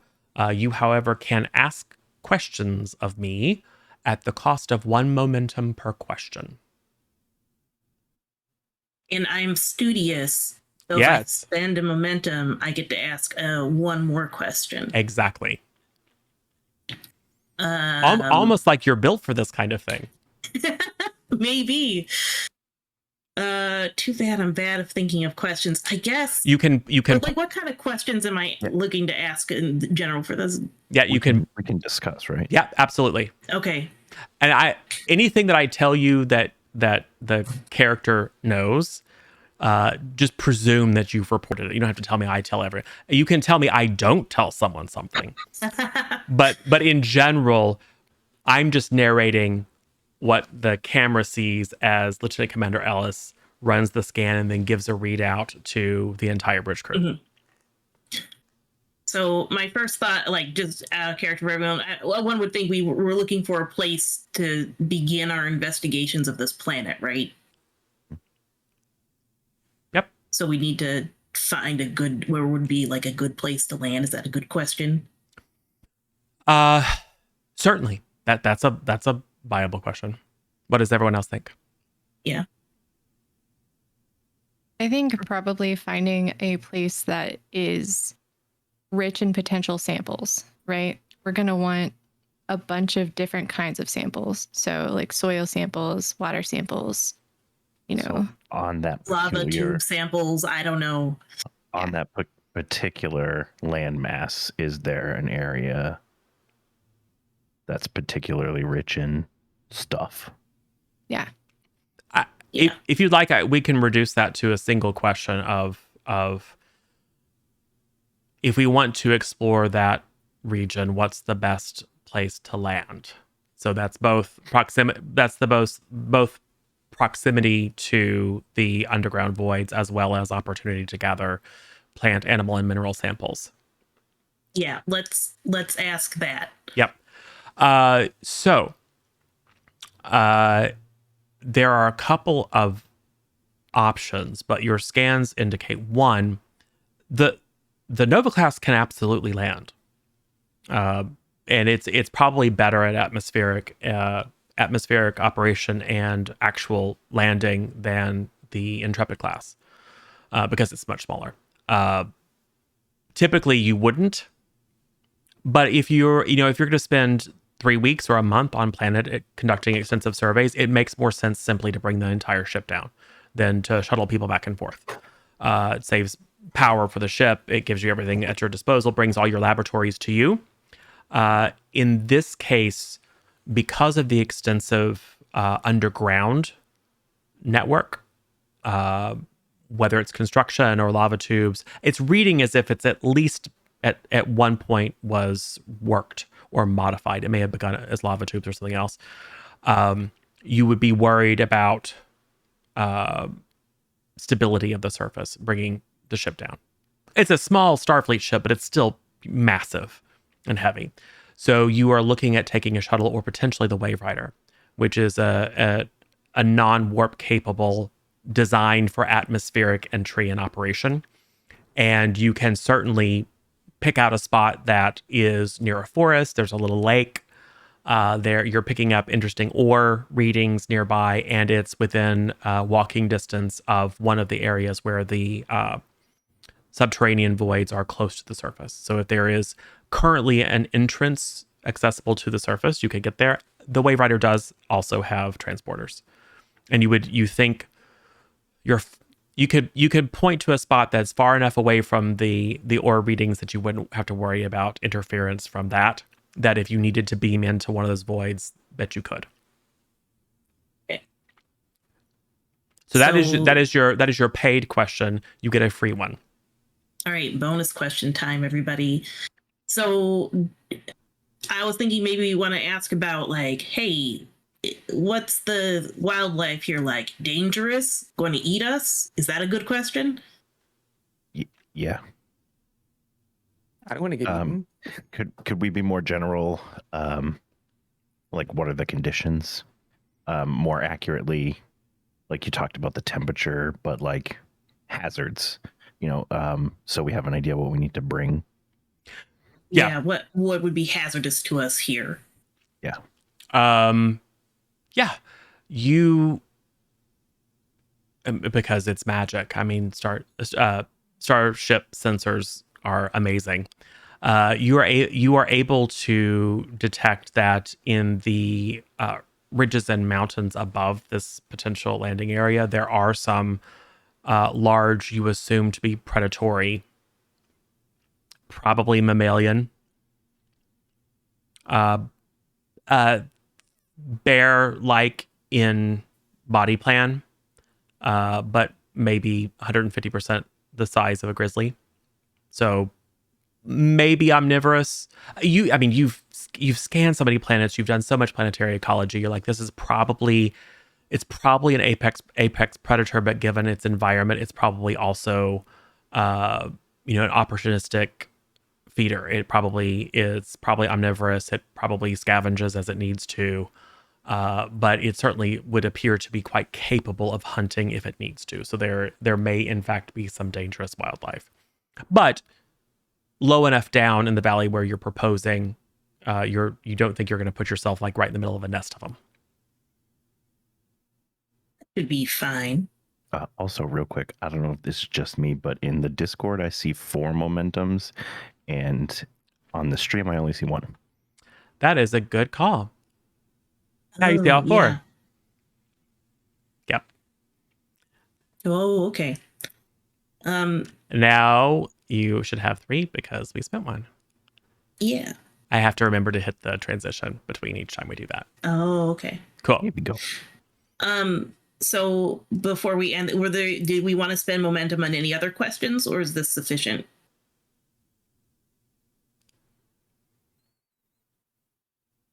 I think it's good. All Yeah. right. I think we have a plan for an initial landing site, interesting stuff over there. Yep. So Now the captain can tell us what to do.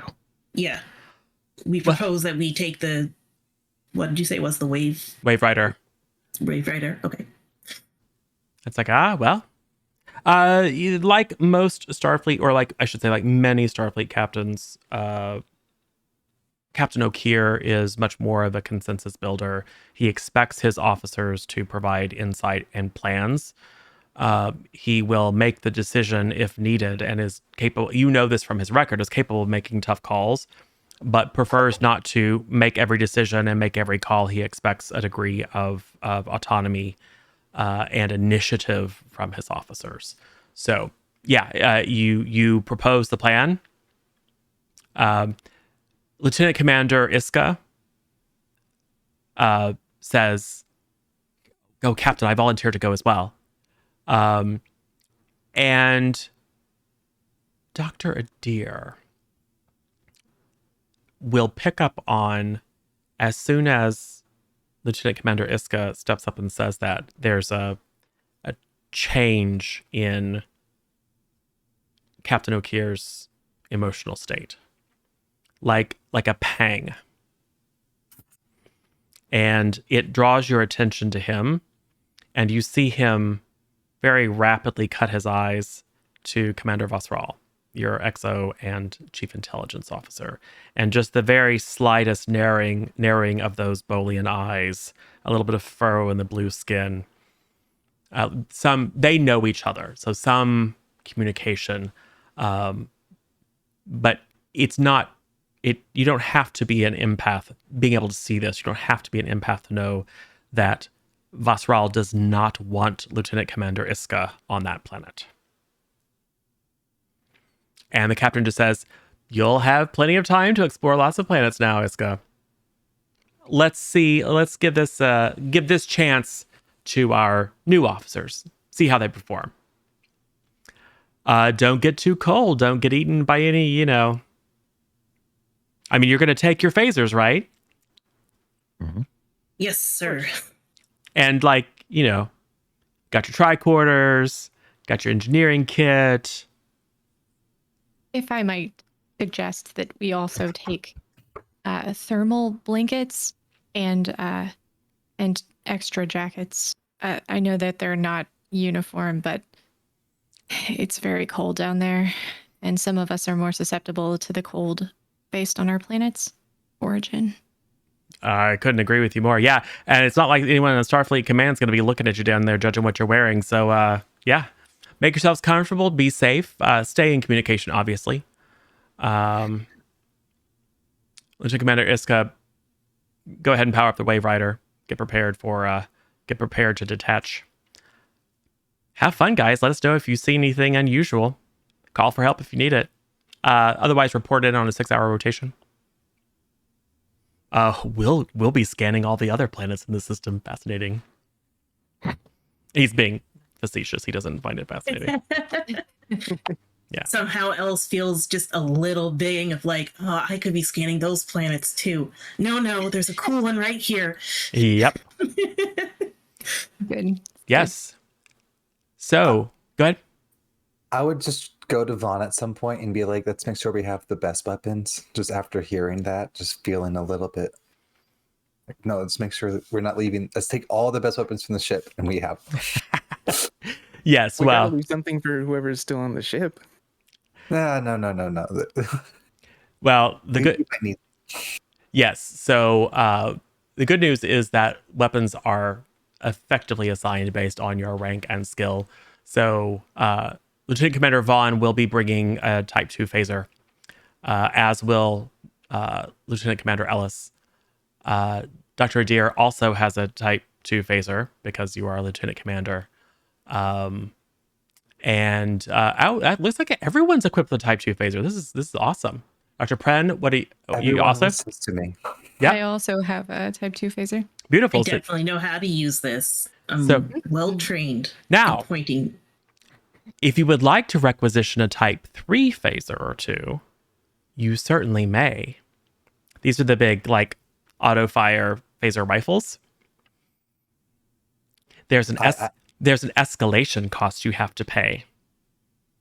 Because going in overarmed, being overtly aggressive, firing torpedoes because torpedoes kill ships, doing things that are overtly militaristic and aggressive, escalate every situation you're in. Don't do that. Bringing a phaser. For it.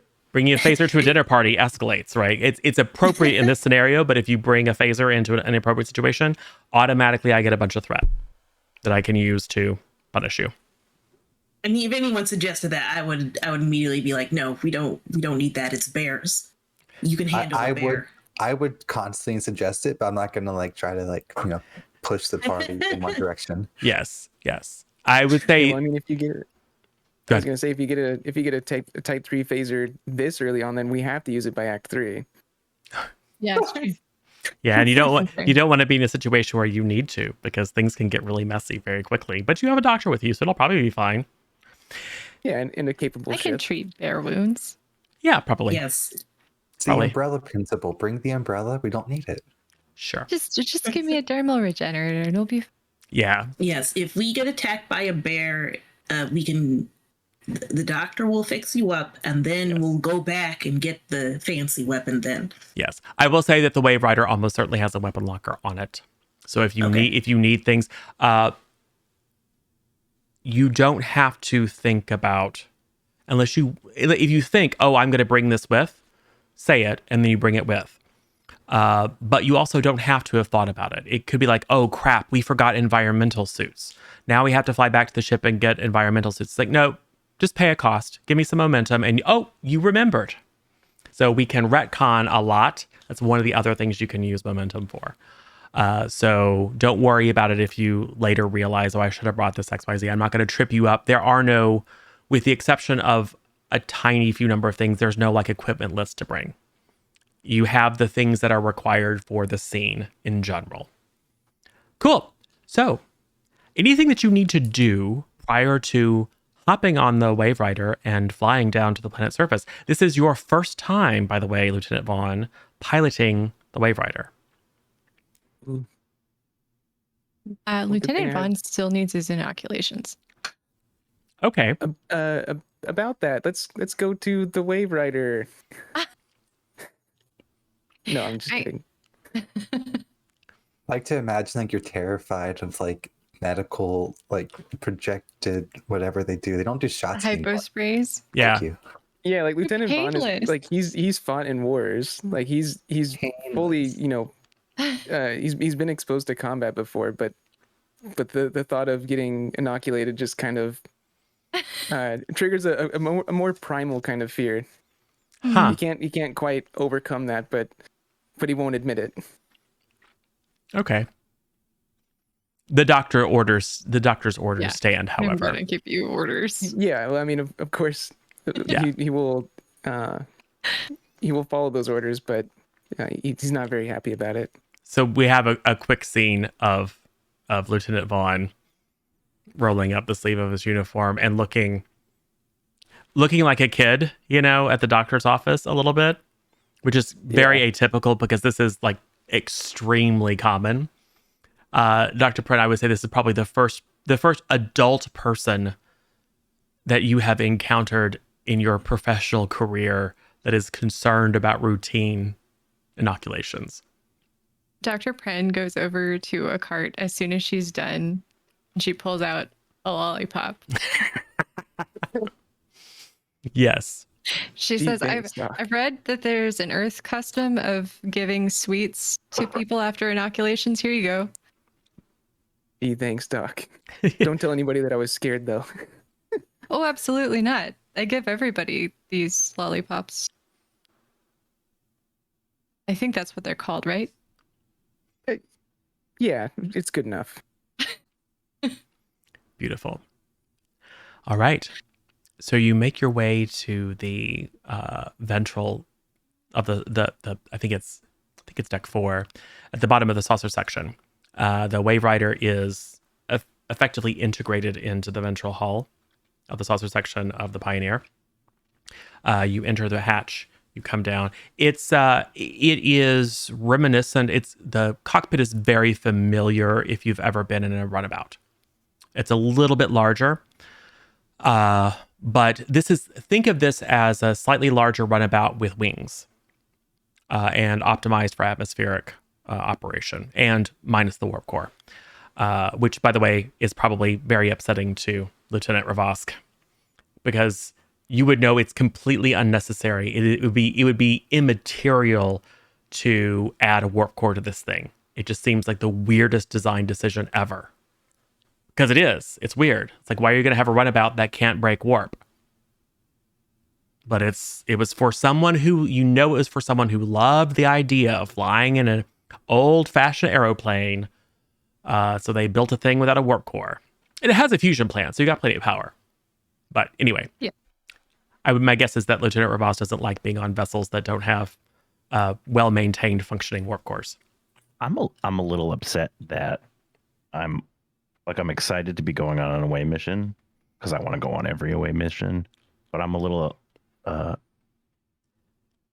uneasy leaving my ship without its chief engineer. So, well, Lieutenant Commander Iska is capable.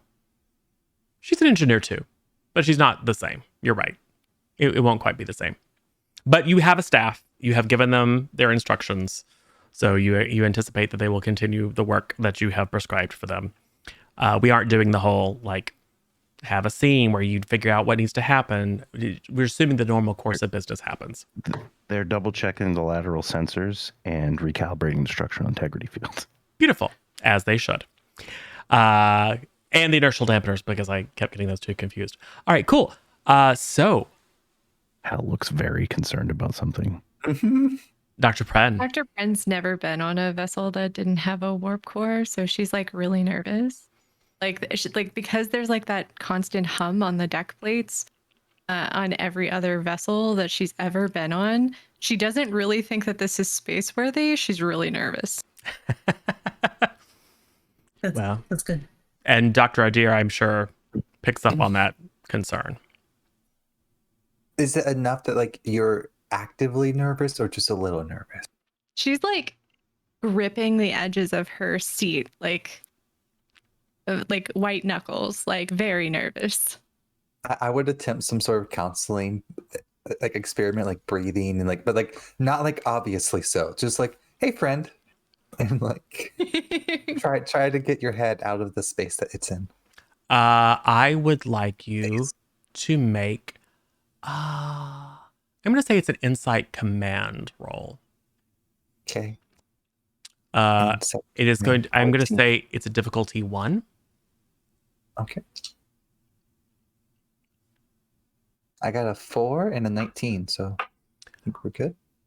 Yep. So yep, you get it directly on the dot. Your psychiatry, I'm going to say, is not going to come into play because this is not a mental illness. So and you are in some ways more of a scientist than you are a counselor. Sure. But that is sufficient. So you Dr. Pren feel reassured and are given some techniques to kind of calm yourself. And the good news is that when Lieutenant Vaughn activates the fusion reactors, there is a different but similar enough hum through the deck plates that it's somewhat relieving. And Lieutenant Vaughn recognizes that there's no warp core, and he's a little bit offended about it because in all the simulations and all of his training, he's grown so accustomed to that. And I guess to an extent, he can kind of tell that the environment or the situation is almost palpable. The tension of some of the crewmates, are uncomfortable about something, and he kind of assumes that it's the lack of a warp core, and he just kind of calls out, we're gonna get onto the surface safe and sound. But in the back of his mind, he's like, this really limits our escape options if it comes down to it. Yeah. So he's a little uneasy as well, but the best he can do as the controlling the ship is that he can only like reassure his the passengers. Yep. Like we should have brought more weapons. I mean, continue. I would say for most people, the idea of being separated from your vessel, they're still transporters, so it's not like you're left alone. But there is probably some sort of psychological twinge of we're going to go on a planet and we're not even in one of like the Type 9 shuttles. I mean, the best that thing can make is warp 3, but you would have a way back if something went wrong. But if you got stranded on this planet in the Wave Rider, you live there now because you're 20 light years from civilization. Dr. Pren would not have let us leave the ship without like some form of viable shelter. Like, oh yeah. Just in case we ended up there overnight and something happened to the shuttle. Yeah. Within reason, the things that you will need, both through ordinary course of business. I mean, the Wave Rider was designed to bring a survey team down to the surface and stay there for a while.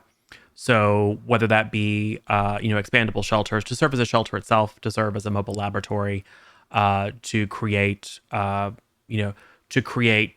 temporary shelters, like if you're operating in multiple sites, all that kind of stuff, we're just going to say it's all there. So reasonable preparations are just part of the story. Cool. So you power up and you go ahead and you're going to go ahead and need to navigate. First of all, the docking clamps release. Your RCS thrusters kick in. We have another beauty shot of the Wave Rider kind of separating from the ventral hull. Using the RCS thrusters to kind of move to a safe distance, we see the red glow of the impulse engines coming online as you power up the fusion reactor. And then you see it accelerate very gently towards the atmosphere. The computer has already plotted an entry vector for you. So like many things, it's quite advanced. So it's not like you're flying with a stick. You can if you want to. If you want to fly by the seat of your pants, let me know. It just increases the difficulty and complication range. You are, however, going to need to make a control con check. Difficulty 2, complication range 19 to 20. Okay, so just 2d20. 2d20, unless you wish to spend a momentum. I will tell you, you are better off spending it because we're about to legitimately switch scenes, in which case I will take one away anyway. Okay. I'll go ahead and spend it. Okay. I will do that and remove one of your momentum. So, blue alert for landing. I got a 3, a 15, and a 9. 3, a 15, and a 9 is going to be you have helm operations, which means your. Let me have to scroll to see your. Would it be also considered or classified as like a small craft? Or small craft. Either one would work. And there's not really a stacking benefit. So as long as you have at least one focus that applies, so either helm operations or small craft will work, which means that your crit range is going to be 4 or below. And so add that up for me. What were your rolls again? 3, 9, and 15. 3, 9, and 15. So that's going to be a total of 4 successes. So you masterfully, like there's not even much of a bump, right? You just kind of masterfully, you even anticipate the autopilot and pull the nose up at just the right point. There's a little bit of rocking and shaking as you enter the I guess it would be the mesosphere. And everyone's seeing the readings, the hull gets quite warm. But this thing was built to fly, and as soon as you get to cruising altitude, this is like flying an advanced jet. It is, for as large as it is, it's extraordinarily maneuverable. And you can see, as you clear the cloud cover, you can see it looks kind of like the Island of Doom, like from the old King Kong movies. I right? thought Sam was kidding when he said it was Planet Doom. Well, it's like thrusting up out of this deep blue ocean. You can see like huge swells, just almost sheer. Like maybe this was some sort of massive like basalt tube, like in the center of some sort of very, very ancient volcano that has since eroded and collapsed, etc. But it's almost sheer cliffs that form fingers or teeth at the top. And then the interior kind of slopes down quite deep, almost back to sea level. The entire thing is probably about, I'm going to guess, it's somewhat irregular, so somewhere between 30 and 50 miles in diameter. So it's not large at all. So we'll see a scene as you probably unnecessarily get close to the water. And fly in a little bit low, just so that Lieutenant Commander Ellis can make a few scans of the pelagic life forms and confirm that indeed there are some massive fauna samples in the ocean. So think blue whale times 3 size. You're detecting them all quite deep. And you are detecting both subsonic communication as well as low-level EM fields.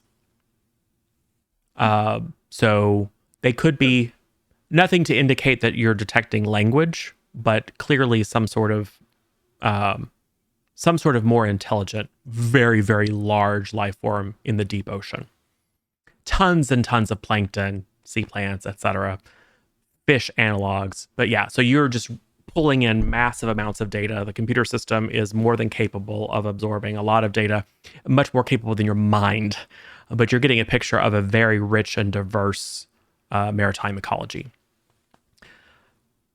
Then you pull up, almost back up into the cloud layer to crest this ridge of peaks, and then fly your way down into this massive caldera. It is forested. There are, as you kind of fly along the rim, you see just like dozens and dozens of waterfalls just sort of streaming down the sides of these cliffs. The angle of the sun catches where these turn into little small rivers and tributaries that feed into a central lake, almost like a silver glint here and there of water. It's very lovely. It's a somewhat stark, because as high as you are, it's largely stone and rock and a little bit of snowpack. And then down below, tall, thin, almost pencil-like trees. Deeper color. It's a greenish color, but it's a slightly deeper green than would be Earth normal, like edging toward almost like a purpley, not quite black. So it's clearly not terrestrial. But it is, if you kind of squint your eyes, it reminds you of Switzerland. Some of those high alpine valleys, very, very dramatic landscapes. God rays coming as the clouds scud by. You get a little bit of turbulence as you, and I will say you're not used to flying in a vehicle that has this significant airfoil. So it almost takes you by surprise, and you kind of have to refocus and go back to some skills that you learned a little bit earlier during your piloting career. But with the computer's assistance, you very rapidly are able to compensate for the thermals, and you find yourself landing next to this kind of central lake, fed by all this fresh water. Landing procedures complete. I'm gonna say you lower the ramp. You can Well done, Lieutenant. Yep, you all feel a rush of cool, very, very fresh air.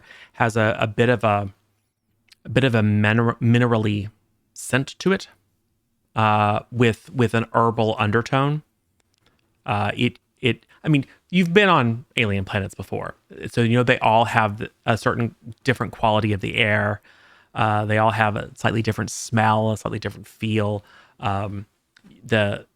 The air pressure, it's a slightly larger planet than Earth.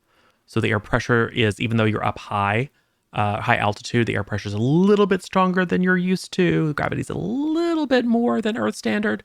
But again, if you kind of squint your eyes, it's like, this is like fresh mountain air. It's quite lovely. So you have landed. You power down unnecessary systems. You put the Wave Rider into sort of standby mode. What do you do? I'm like unbuckling my restraint right away and like bouncing up. I've like organized my sample containers, like ready to go. Yeah, Awesome. I'm getting whatever, I assume my tricorder ready to get scanning. I'm gonna grab my sample containers also. Make sure we get the gear. That does seem a bit chilly, so make sure we grab our coats and stuff. Yep. I'm also going to say, the regulations. You get even the tiniest cut, you come to me immediately because I have to sanitize it. Don't know what could be on this planet.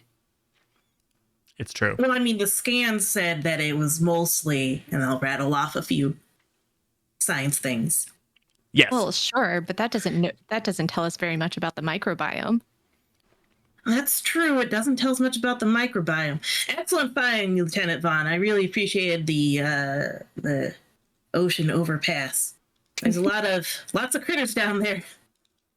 We'll have to make sure we get a good scan on the next time around. But for now, Yep. gathering one for you. supplies. So when we started to land, though, I noticed that the air pressure was a little bit different once we got into the crater. Do you think we need to run any scans while we're here in the crater to for peace of mind? I do love running yes. scans. Yes.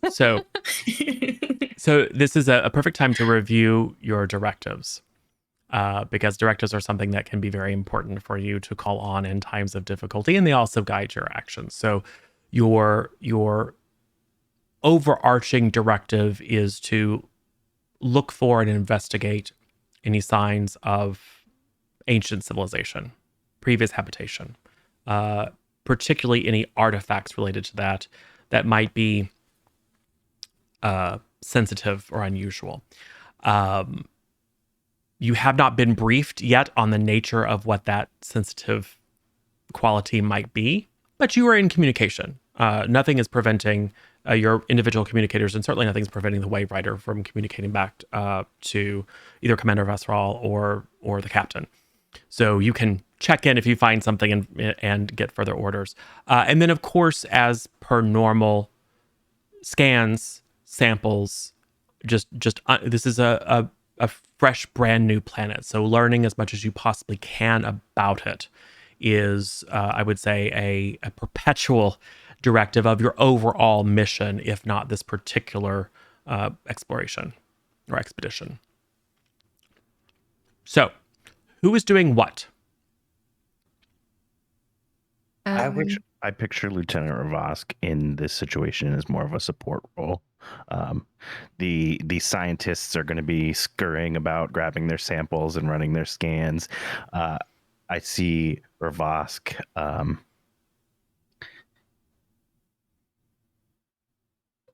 doing whatever he can to enable that, but also sort of keeping an eye out for maybe threats. Like while you guys are super enthused and immersed in your books and tablets and specimen containers and stuff, at least until we find any structures, I'm mostly just, letting I'm not babysitting, but I'm letting the kids have a fun time. Making sure the bears don't murder us while we're staring at our scan results. Exactly. I mean, the regulations say buddy system, so It's true. To reflect that, Lieutenant Ravosk, I would like you to make a reason security roll. Difficulty 2. Reason security is 15. Yep. I don't believe any of your focuses will come into play. All right. And you do have 2 momentum. Well, that's the wrong button. Yeah, I'm not. Oh, I should have used momentum. I got a 20. Ha ha! Uh-oh. Perfect. I'm going to invoke that complication now versus bank it as threat. So, Lieutenant Ravosk, checks the Wave Rider systems, just determines everything's fine. I will say you rotate the command codes, and then transmit. You make sure that everyone has access, but just in case, you do a little extra security to make sure that no one can come and hotwire the thing and fly off with it, because that would suck. But you communicate that to everyone's pads, so just in case anyone needs to get in, they can. And then you have your sidearm on you. Do you pull your sidearm or do you keep it on your belt? I would keep it on my belt until there was more of a direct sign of a threat. Yeah. So you are going to walk a perimeter. You heard something about space bears, and you're saying, well, my engineering skills maybe aren't the best, but I can apply my security sensitivity to find this place. So you are busy scanning the nearby tree line. You got your tricorder out, but you are looking in your zeal. You are looking for organic threats, primarily. You're looking for dangerous life forms, etc. And you are not picking up any. But because you are scanning for organic threats, you aren't paying a lot of attention to the ground beneath you, which collapses. Oh, no. So everyone else is... Dr. Pren and Dr. Ellis. Dr. Ellis is probably scanning. Dr. Pren is collecting samples. Lieutenant Commander Adir, I would say you were feeling most people's joy because shore leave is always great. I mean, this is a working vacation, but it's nice to hit a new planet, especially one that's relatively welcoming and smells good, and the air is very breathable, all that kind of stuff. Lieutenant Vaughn is probably still completing the last checks of the Wave Rider as per protocols. And then you hear a crack and a bit of a whoop, and everyone turns and looks, and Lieutenant Ravosk is nowhere to be seen. Fell in a hole. Fell in a hole. I start scanning for where he is. Well, don't we have our little Lifetime. communicators? Yes. And we Lieutenant Ravosk report. Where are you? I fell in a hole. I don't want to talk about it. Can you just leave me out of here, please? Beam you out? Yeah, use the Wave Riders. What's in the hole? Scan the hole while you're in there. Be useful. All right. I mean, you're not hurt, right? Sorry. Am I hurt? You're not hurt. You're not hurt. You're not hurt. I'm No sign of uninjured injury. aside from my pride. You All right, I would just scan like the to not hole be while in you're this there. hole. you are very athletic. You were able to catch yourself on. You are in a crevasse that Just a fancy word for hole. well, yes, but it's more of a crack. Below you about 5 feet is water. So this likely connects to the lake that is very nearby. You are down probably about 20 feet, but it's quite narrow. So as you fell, you were able to kind of like you have some bruises and scrapes, but no damage. There aren't any hit points, so we don't have to keep track of that stuff. But you were able to like reach out and brace yourself on the side and then kind of slide down, and you've caught yourself on a ledge about 5-10 feet above very, very still water. You have a little bit of light coming from the area above you. There's still some soil and a few little stones peppering down, getting in your snow white hair. But pull out your tricorder, has a light on it, and you can give yourself a scan. So that is going to be a recent science. Oh, I'm not great at that. Okay, that's also a 15. It's just it's difficulty. Why am I scanning myself? You are scanning the area that you were in because your superior officer told you to. Okay, I'm not going to use momentum for that because this is just a for kicks scan to make Lieutenant Commander Ellis Well, happy. it's difficulty 1, and you know what happened last time you didn't use momentum. That won't happen twice. I'm not using momentum. Okay. I believe that you will fall into the water. It'll be fun. Yep. 5 and an 8. Okie doke. So both of which succeed, correct? Yes. Awesome. 15 is my Perfect. marker. So you're not even a scientist, but you're good at this stuff. So that is going to give us an additional momentum.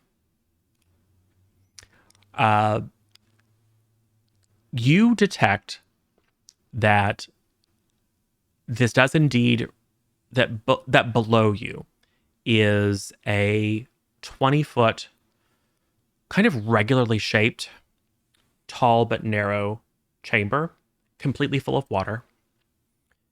It does connect to the lake, but based on your scan, it looks to actually go beneath the lake.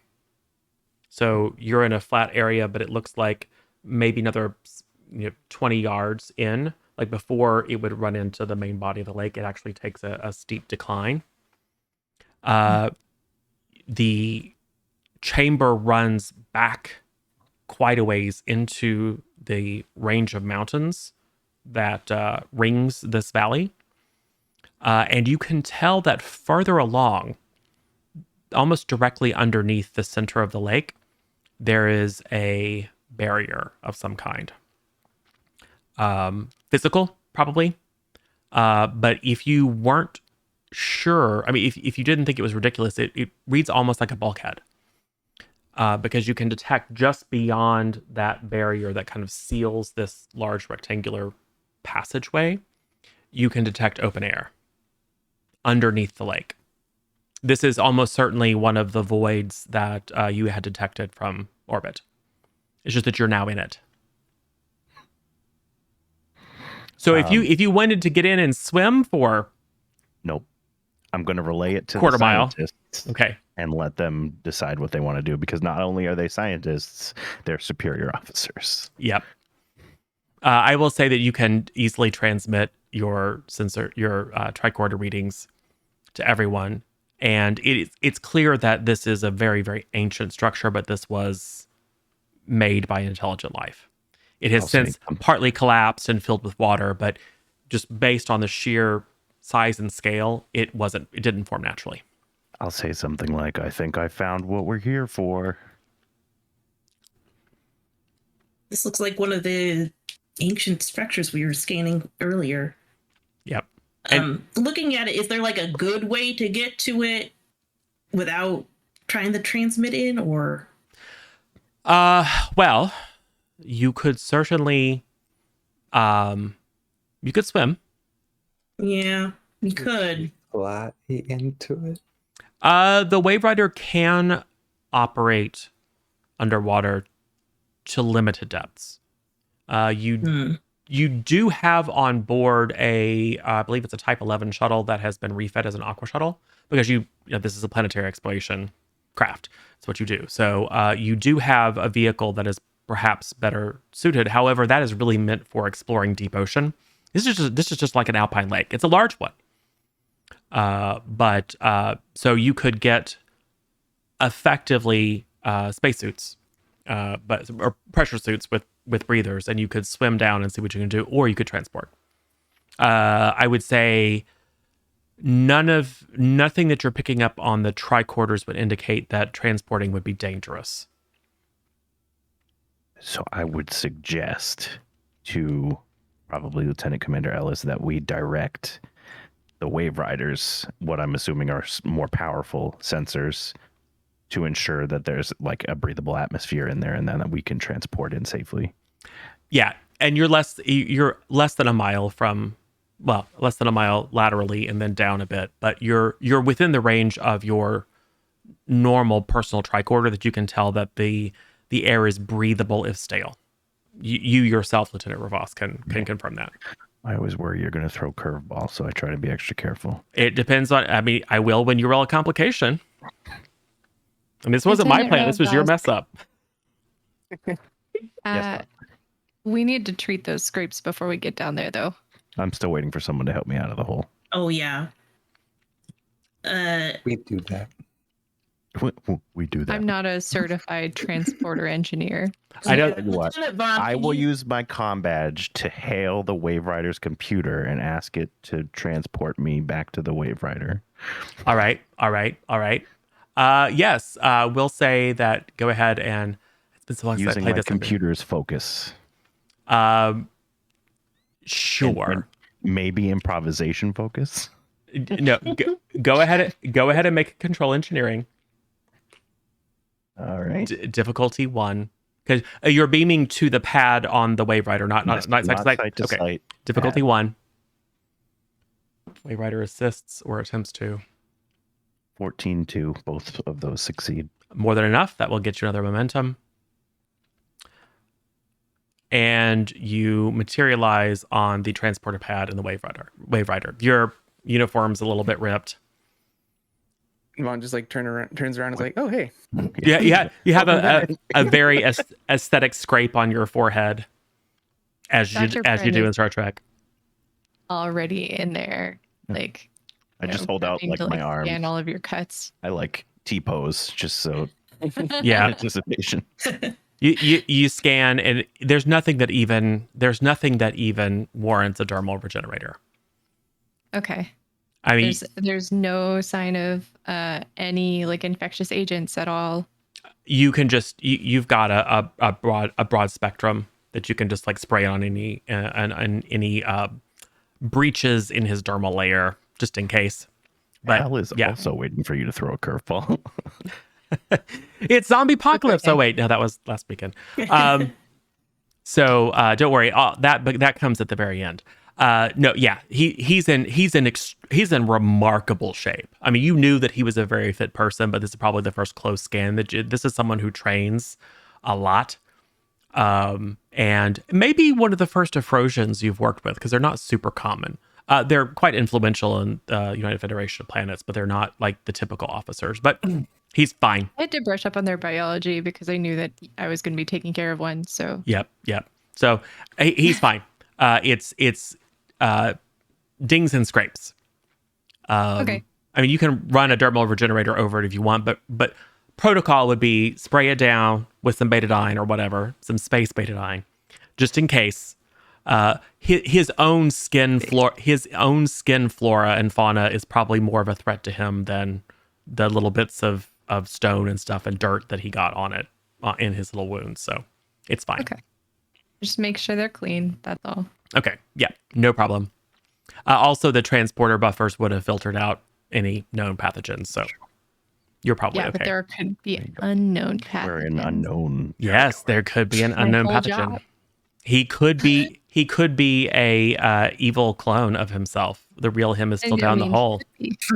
Yeah, but how would you ever know? He just seems grumpy. Well, I have to draw some blood, obviously. Have to test him. Yes. Anyway, so yes, what is your plan? And I would say, Dr. Pren, yeah, I mean, you have collected samples of like purple fern, and you've got some microbes from the soil, and you've got some water samples. So you just been able to, while he was falling in a hole, you were gathering, and Lieutenant Commander Ellis was scanning, and was probably just kind of starting to formulate a three-dimensional view of the substructures here when you heard the crack as Lieutenant Ravosk fell in one. So I'm embarrassed, so I'm gonna mutter, like, not quite below my breath, but sort of quietly and humbly, are we gonna go investigate that cavern or what? Sounds like an excellent idea, Lieutenant. So let's implement the plan where we just, Yeah, in there. Just do the So thing. I start getting like the wetsuit stuff out. I'm not sure that's what we want to be doing, but that's what Lieutenant Adair does. And she has no idea if there's even water down there. She's just like, I'm getting the wetsuit. We're pretty sure there's not. She's just being super. Well, I I thought mean, I thought you said we had to swim down there. I missed. That was we one don't of have the- to swim. It was Or we could teleport. Yeah, we can transport directly Be- into the cavern. yeah, Yeah, that's why transporting it Lieutenant- is safer, but you will be under the water. Right. It wouldn't be the worst thing or the most cautious thing in the world to suggest bringing at least breathers with you in case you either encounter flooded chambers that you need to make your way through, or in case something happens and you find yourself at the bottom of a lake. Yeah, we should bring Yeah. the suits Sure. as a backup. there's no chance that Dr. Pren would allow you to go without them. Exactly. Good. She is a very much safety first person. Good. So you very much appreciate when Dr. Adair suggests maybe we should bring the wetsuits just in case. You're like, yes. You're like already packing them up in a pack. Good. I also suggest that we swim, but that's just my suggestion. Yeah. We're not doing that. I know No. no one. This is my character to your character. This is not my player to player. We're not I doing feel that. Yeah, I feel that. Yep. No, Lieutenant Ravosk passed me at least 3 times in the laps this morning. I don't think swimming half miles in my area of expertise. It's true. I've just decided that Ravosk is a little scared of large bodies of water. I see.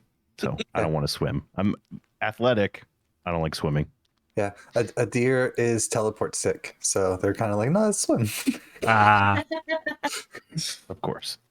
You know that's purely psychological. Actually, I would say you probably do know that it's purely Exactly. psychological, which makes it worse given your Exactly. training. Exactly. Yes. It's like a feedback loop. Yep. Yep. So, What type of emergency transport capability does the Wave Rider have? it is equivalent to a runabout. So, like it would be difficult. It would be a difficult role, but you could transport from the Wave Rider back to the Pioneer. No, and if you not that's, I'm thinking if the water collapses and we need to get out of there. Yep. It wouldn't. Do I need to pre-program a subroutine for some sort of emergency evacuation? It wouldn't be beyond the bounds of caution to make sure to bring a couple of pattern enhancers with you. Okay. Just in case. But yes, I mean, the risk is if you lose communication with the Wave Rider. But there's nothing in your scans that indicates that there's any unusual alloys or electromagnetic fields that would cause that. So yes, I mean, you're not, as far as you know, you're not going anywhere that your personal communication devices wouldn't be able to easily. I mean, you can tap your communicator and speak directly up to the captain now, and they're in orbit. So Okay. if you go very, very deep in the crust, and the crust is full of particular types of minerals, that might be a problem. But pattern enhancers would help. Okay. And it would not be. It would be overcautious, but not outside of protocol to bring pattern enhancers just in case. So we will say that you have wetsuits and breathers and pattern enhancers and thermal blankets, and like you guys are a little overgeared just to crawl into a cave. Yeah, but that seems just like us. Okay, but honestly. better safe than sorry. I guess. Bunch of new little officers go like, our first away mission. Oh You've boy, what seen do we Star need? Trek. Yes. I take like one last like deep breath of fresh air, like oh, this is open sky. I like this. I'm not gonna like where we're going. Yes. All right. It is going to take, let's see, 1, 2, 3, 4, 5. It is your choice. You can beam all 5 of you simultaneously. It is just going to be somewhat more difficult because it's safe. I would but like protocol is to try to keep it to 2 at a time if you can. 3 is probably okay, but 5 at once, it's going to take a little bit of fancy balancing of the targeting sensors and the reassembling beam or whatever, yada yada, technobabble.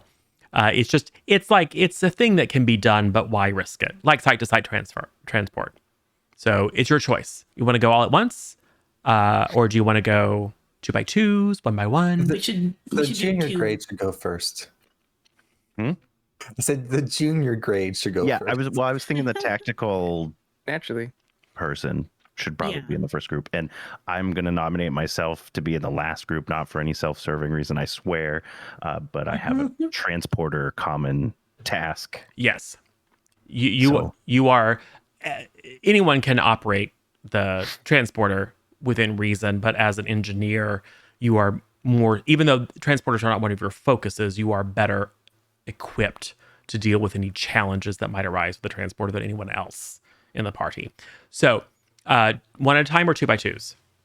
Just send Vaughn in there all by himself? No, 2 by 2 by 2s. 2. Okay. So who is going in the first wave with Lieutenant Vaughn? The dummy. Okay. All of us will go. Yeah, it's up for discussion. I'm We're going willing 2 to by 2 all at go the same time. Okay. in case No. something bad happens immediately. Yep. In case there's some kind of medical emergency. Okay, cool. I was Yeah, no, that thinking sounds this. I think we should have the Starfleet regulation red shirt dummy with us. You know, the test dummy that just wears a red shirt just to. Although this is actually post the uniform change, so it's all gold shirts now. Yeah, I'm the red shirt. Yeah. It's actually has a painted red shirt with a gold shirt over it. Yes. Yes. Because right now Vaughn is the only actual red shirt. But okay, cool. So just because it's possible, and because you appear to be unlucky with the dice there, Lieutenant Rosk, I would like you to One time. 1 time, could be 2 times. We don't know. So I would like you to go ahead and make a control engineering test. I'm not gonna track the power. It's difficulty 2. I'm going to use a momentum for sure. Okay. Because I don't want to fry anyone in transport. Yep. And you said control engineering, which is 16. Okay. These are old. Don't look at those. So 3, right? 3 die. Yeah. And you are doing cautious engineering, which allows you to Oh, I can re-roll. re-roll. Yeah. Okay. Well, they're all good. So Awesome. So they all made it. yeah, sorry. 4, 12, and 14. Beautiful. So I'll give you that momentum back. Yes, your first group has successfully transported. And I will say, as long as you are willing to repeat that kind of back and forth, you send the next group, which is Lieutenant Commander Ellis. Do you go with Lieutenant Ravosk, Dr. Adair, or do you go with Lieutenant Commander Ellis? Do you go in the second wave or the third? Second wave. Okay. So Get it over with. So you activate the transporter. You read the successful rematerialization, get a ping from Lieutenant Vaughn. We're here. You guys are just like setting up. You're in complete darkness, so you're setting up lights, doing some initial scans just to see if there's anything dangerous. You don't pick up anything immediately. The air is breathable, but it's significantly lower in oxygen content than the surface. So there might be, you haven't really had a chance to acclimate yourselves to the higher oxygen concentration at the surface. So you'll probably be fine. Then the second group appears, and then Lieutenant Ravosk beams yourself over. So you are now all in a narrow, maybe 15-foot wide, very, very tall chamber. Perfectly rectangular. Your basic scans without even rolling, reveal that this was cut with laser or some other high energy device. So basically just atomize the rock that wasn't wanted. And there's a little bit of a fine sheen. You can detect, again, without rolling, that there are some cracks here and there. But this has been sitting this way for hundreds of thousands of years at least. But your scans from orbit reveal that this is a very tectonically stable planet. But even over such a period of time, some sort of subsidence would have happened. So you can detect that this isn't pristine and perfect. But for visual inspection purposes, this could have been made yesterday. You are certainly within scanning distance of the bulkhead or door that you detected, Lieutenant Ravosk. You are picking up no energy signatures, but there clearly is a mechanism buried in the stone of the walls that operated this door, but doesn't appear to have been active in as long as this, in, again, hundreds of thousands of years. But clearly it was something that was designed to open and close frequently, as opposed to just like one. So not a fail-safe device, but a legitimate door. And the opposite direction, deeper into the caldera, you detect a variety of chambers. There is one very, very large hemispherical chamber at the terminus of this passageway, and then radiating out of that are, what would it be, 7 other passageways, very similar in shape, equidistant, so forming almost like an eight-spoked wheel with this hemispherical chamber as the hub.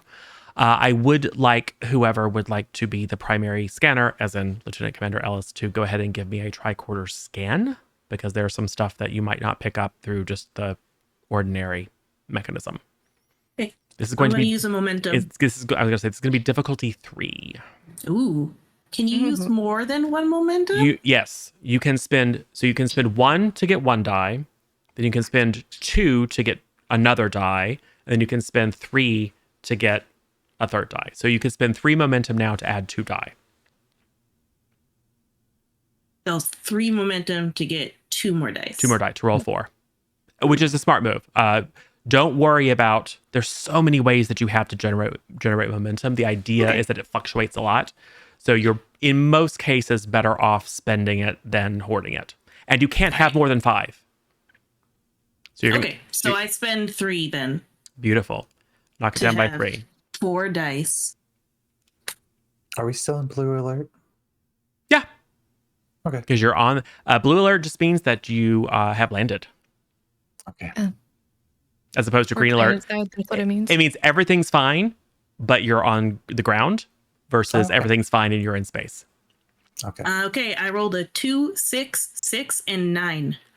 Wow. I know. Good rolls.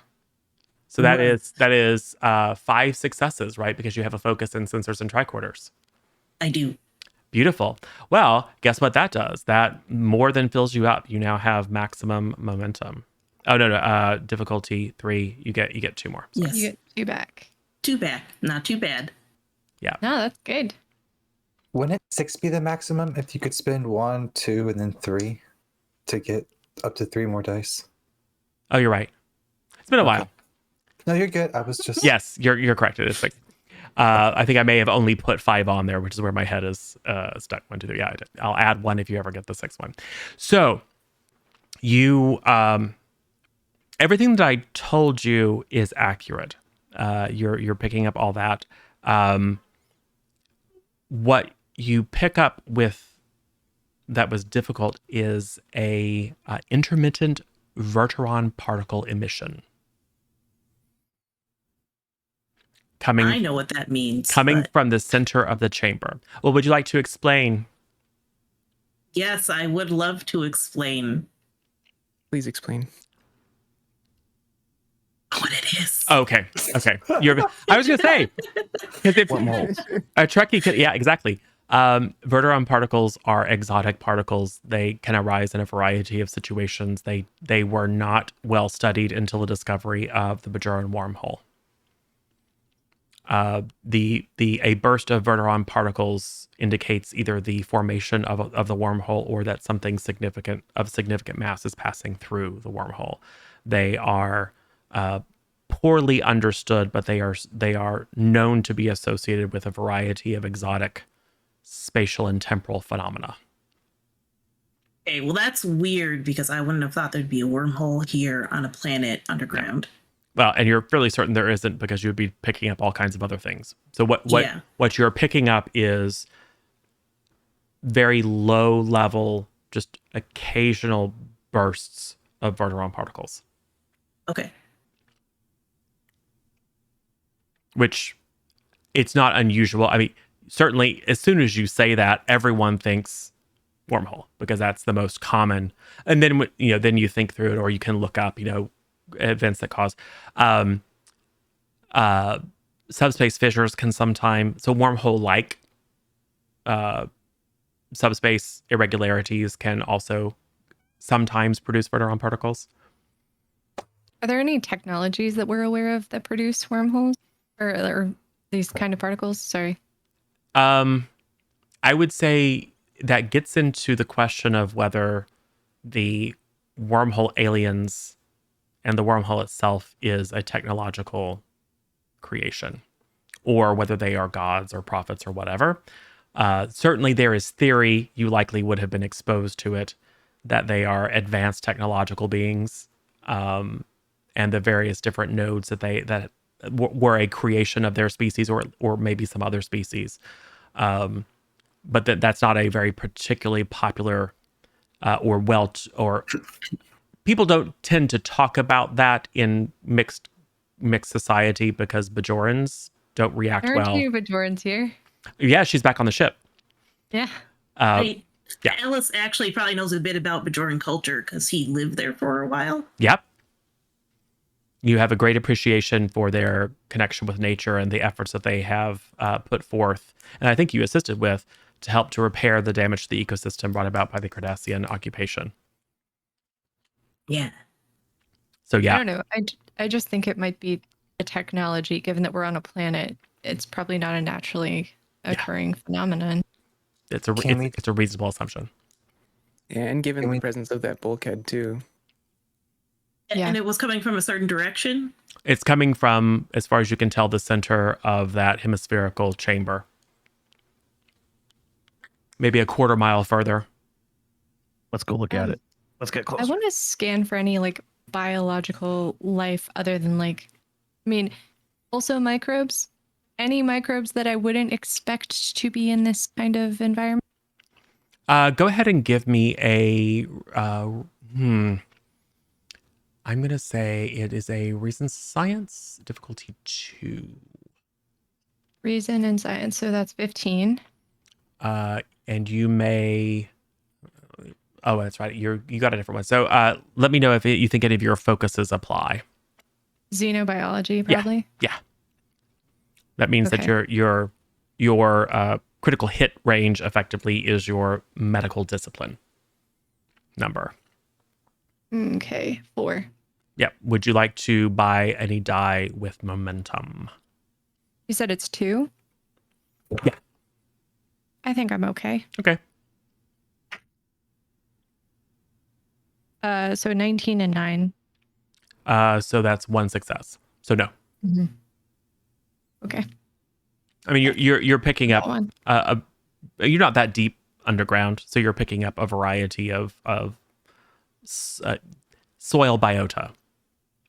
Okay. And it's all alien, but it all fits into classifications that you're aware of. Nothing pathogenic.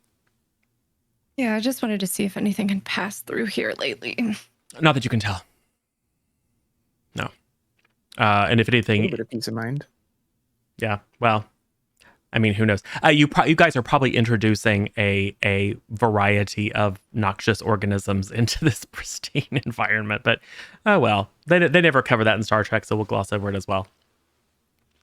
So you make your way forward, scanning all along, just detecting to see if there's anything dangerous. You don't pick up anything dangerous, either biological, mechanical, technological, geological. It does get a little damp and the air becomes a bit more humid. So there probably is a breach somewhere, but not enough, obviously, to flood this chamber. So maybe like a small crack that just lets some moisture in. You can tell that you are now beneath the lake proper. And it's easy enough to tell that this semicircular chamber is directly underneath the deepest portion of the lake. You are operating just on your individual flashlights, so it's a little spooky. It's a little echoey. For those that are not used to operating in this kind of environment, the shadows are leaping here and there. You kind of see illusions of movement where there is none. And probably because of that, it takes you a moment to realize that you're moving into an area where the walls have been worked. The color, I'm going to say Lieutenant Vaughn is probably the first one to notice because you're probably the most alert to any like unusual patterns that might indicate danger. And at first you're like, oh, wait a second, this could be like a hidden weapon emplacement or a trap or a booby trap or something like that. So I'm going to say you move closer to the wall and maybe knock off some of the, millennia of accreted gunk. And what you see is bas-relief carving. Ooh. Well, this is quite interesting. I can't make out really what it says, but I try to call Ellis over to see what they make of it. And also, it's worth mentioning at this point, since Vaughn is a highly alert individual, like he's just on extreme alert mode. Like everything is just kind of putting him on edge. So he may act a little, I guess, eccentric or just on a hair trigger. Yeah, A risk. a little jumpy. Yeah. And Dr. Adair, you probably pick up that you pick up empathically that Lieutenant Vaughn is at a high state of alert, and probably you can like surreptitiously use your tricorder and see that his cortisol levels are not abnormally high, but he's not impaired, but he's on high alert. So you can keep an eye on that. I'm sure Dr. Pren also picks up on that, but it's within human tolerance, so it's nothing to really worry about. But yes, Dr. Ellis, with the assistant, with a little bit of elbow grease and the assistance of your tricorder, which is probably better at, it projects a scanning beam of light, and then kind of helps to reconstruct with the assistance of the onboard computer, and reverse some of the decay of hundreds of thousands of years of sitting here. This is the first impression you get is that this is religious. There are humanoid figures, although they don't appear to be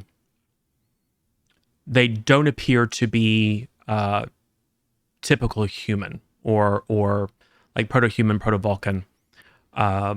It appears that they have like multiple articulated pincers, because there are some scenes where these figures are raising their hands up to like a swirly, maybe a stylized sun or moon in the sky. They appear to be raising their hands and their faces up to it.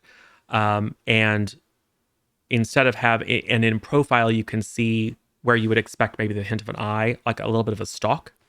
So maybe slightly crab-like, but still humanoid, standing erect on 2 feet. They appear to be wearing robes of some sort.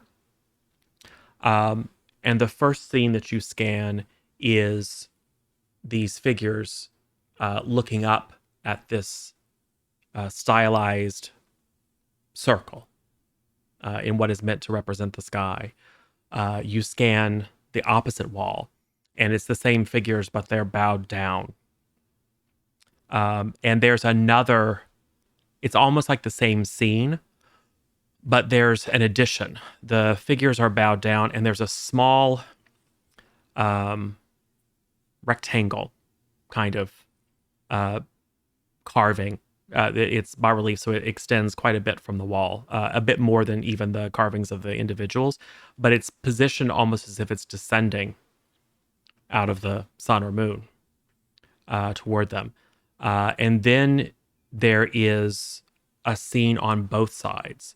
There are tall, elegant, these same humanoids who are like bowing their heads, and they are interacting very peacefully with each other.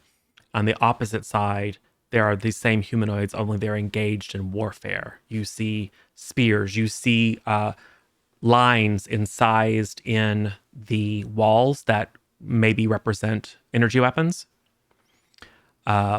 You reach an area as this tall, narrow passageway narrows into a doorway. Around that face, you see what looks to be an all-out battle.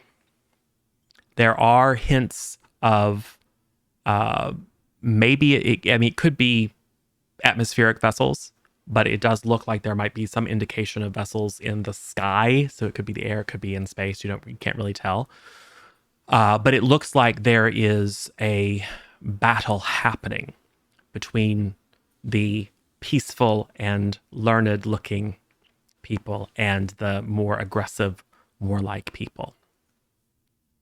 So, is it possible that my character has noticed this from the scans, or? Yeah, everyone knows this. It's quite Yes. apparent. And as soon as Dr. Ellis is the one doing the actually using the tricorder to reconstruct it, but is transmitting all the data, so you can all see it on your pads. So both Dr. does Penn and anybody- Dr. Adair may have additional interpretation. So I'm just telling you the things that are obvious. Does anybody think that round thing might be a wormhole? Yep. Given the presence of these particles? I wouldn't dismiss the idea. That's a surface scan. Would you like to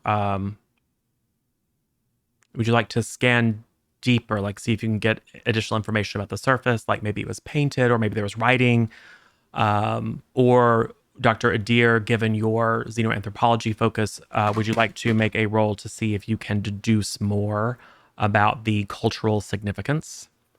Absolutely. Or both. Both of those are you can do either or both of those things, or a third thing that you think of. I was thinking the latter. Okay. Yeah, go ahead. Culture. All right. Let's So, let's say Dr. Adair, I would like you to make a reason science roll, difficulty 3. Your xenoanthropology focus will apply. What does the focus do? I'm sorry. It increases your critical hit range from 1 to whatever your science discipline score is. 5. Yeah. It just makes it easier for you to crit. Okay. Would anyone object to me using momentum since the difficulty is 3? Can I use all of it? Yeah, go I ahead. have for it. it. Okay. Sure. Okay. So I got 4 d20, correct? Yep. All right. I'm dropping. Dice go everywhere. 15, 6, 8, and 18. Ooh. No. Oh, I got my total is 15. That's you said reason science. Yep. That's 15. So 15, 6, 8, and I think it was 18 or 19. 18. So you got 3. Mhm. Cool. So you were able to assess more about the kind of cultural significance. So clearly, the story that forms, and this is intended to tell a story. It's intended to tell a story to different people with a different background, but with your exposure to alien culture and understanding of the similarities in sentient minds and the cultures that they form, this is telling a story of a peaceful people, or at least people who thought of themselves as peaceful. Some sort of likely astronomical event occurred that disrupted their social order. Whoever carved this relief was clearly on the side of the peaceful, the folks on the right hand side, because they are portrayed as calm and wise and knowledgeable, and the others, although of the same species, are portrayed as barbaric. So you're certain which side of the conflict carved this. It's difficult to say which side won, but certainly at the time this was carved, the people who carved it were the more, I'm going to call them priests because they have that feel.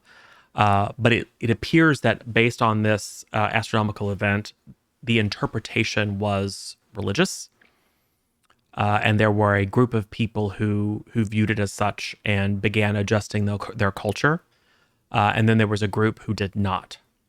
And they began to view those who did not as barbarians, as threatening, as warlike, which led to a conflict. And this is a story that you are very familiar with from your own planet's history, from the history of Earth, from the history of Vulcan even, right? So this is not, it's not a huge stretch of your abilities, but it is very old and very ancient. And then what you pick up on that is not obvious is that it looks like whatever this event was and this shift in the culture actually precipitated very, very rapid technological advancement. As you go back and look at the earlier elements of the carving, there's no indication of vehicles. There's no indication of advanced weaponry. There's frankly not a lot of indication of weaponry at all. But you're picking up subtle signs that as this object descended out of this circle, you see it, and it strikes you that it descended on the side of the carving that reflects the more warlike people. So you're reading this bit like these people took it as a sign and became introspective, and these people took it and suddenly ran with it, and it became technology, it became advancement. And then there's this vast conflagration of these two mindsets that form a very beautiful but kind of chaotic border around this arched doorway that leads into the central chamber. So yes, the thing that this reminds you probably the most of is the Prime Directive. This is why advanced cultures don't interact with primitive cultures, because stuff can go badly, badly wrong. I say that. That even that last thing. Yeah. This is why. Yep. So sorry, this is out of character, but is it clear to our group like which side was victorious? No. Okay. It's clear who it's clear from which perspective the artisans favored, because the more contemplative figures are clearly portrayed in a more favorable light than the more technologically advanced and warlike ones. But it's not clear. You can presume that the more warlike ones didn't carve this, and therefore that maybe means they didn't win. But then again, this is a culture that's been gone for hundreds of thousands, if not a million years. So no way of knowing. Okay. Oh, there's ways of knowing, but it's going to take weeks and weeks of study and scanning and archaeology to figure it out.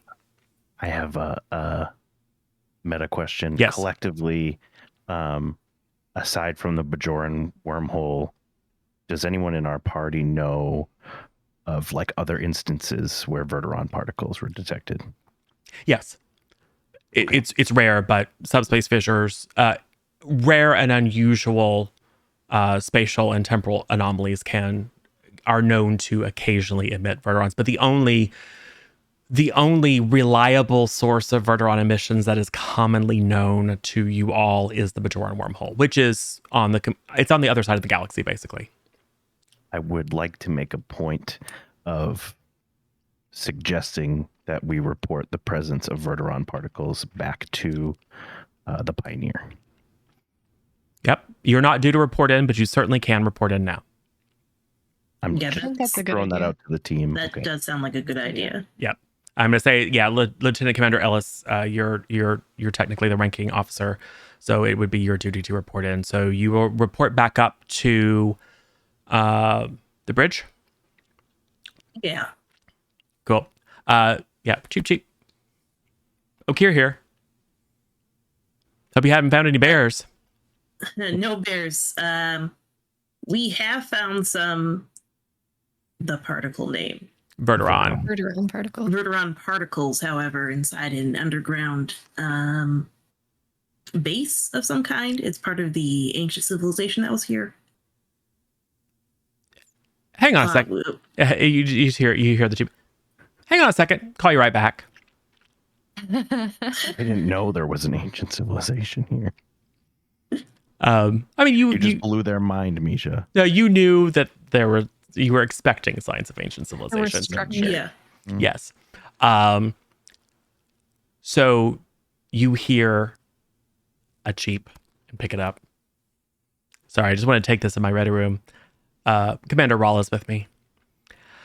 So Verteron particles, yeah. So, Voss? And there's a pause. And you hear Commander Voss Rawl say, describe the chamber that you are in, or the location where you are. Yes. And we do so. You do so. It's like, And describe the mural in particular as well. hmm. And I think the doctor's insights onto it as well. Yeah. Yeah, Dr. Adair. That varies somewhat from the reports we have of other locations, but this is a different species, so of course it would be different. In the next chamber, keep an eye out for any iconography, any signs of language. In particular, anything that seems familiar. Great. Understood. It is possible, and the reason that we have been circumspect, it is possible that there is a wormhole, or was at one time a wormhole, in this general area, and that local cultures deified that wormhole or responded to its appearance in a religious way. Given our close partnership and ties to the Bajorans, you can see how a scientific inquiry into something that hits very close to home might be politically sensitive. We are constrained in some of our scientific investigations of the Bajoran wormhole because it is a cultural icon and a source of religious devotion, or at least its inhabitants are. Would be very interesting to Starfleet and Starfleet intelligence if there were another example that we could study without such political entanglements. Point of order. Yes. I know that Cisco's mission was to bring the Bajorans into Federation. Have they actually done that yet? I don't think as of this date they are officially members of the Federation. However, there is currently a shipyard at Bajor to help revitalize the economy. They are producing the new updated ambassador class, in fact. So they are, I don't think at this point they are a full member world, but they are certainly on that track. Okay. It's a sensitive situation because joining the Federation is not necessarily greeted by all. Even with Cisco's ascendance, there's still a lot of complexity, and the religious layer just makes things even weirder. And the fact that Cisco is gone, it's a tinderbox. So the less that gets out, particularly to Bajoran crew members, that there's something related over here. I will say that Commander Vosrell will say, we just don't want anyone to start having ideas. This is just a scientific investigation after all. It's just a hints of unusual spatial phenomena and the reaction that local cultures may have had. It's quite possible that whatever this occurrence was, maybe it was a one-time thing, maybe it was transient, as most wormholes are. But on the off chance, because we thought that the Bajoran wormhole was a myth too. So just take all of your records, do all of your scans. Just don't transmit anything back to the main computer on the ship until I've had a chance to give it a look. Yes, sir. All right. Understood. Stay safe. Captain O'Kira go, yeah, what he said. O'Kira out. Click. I mean, Captain Okay. O'Kira is in charge, but he likes to delegate. Yes. No thoughts, head empty. It's fine. Yes. I have at this point disassembled and reassembled my tricorder. You've none of this sits well. I don't. Ravosk is not interested. You're not in it. There's nothing here that I can tinker with or play with. Maybe I Ravosk. scanned the door mechanism, but I'm just. You've increased the gain on the theta band by 2%, just by accident. The wand of my tricorder is not as effective as I want it to be. Can you? Yep. Awesome.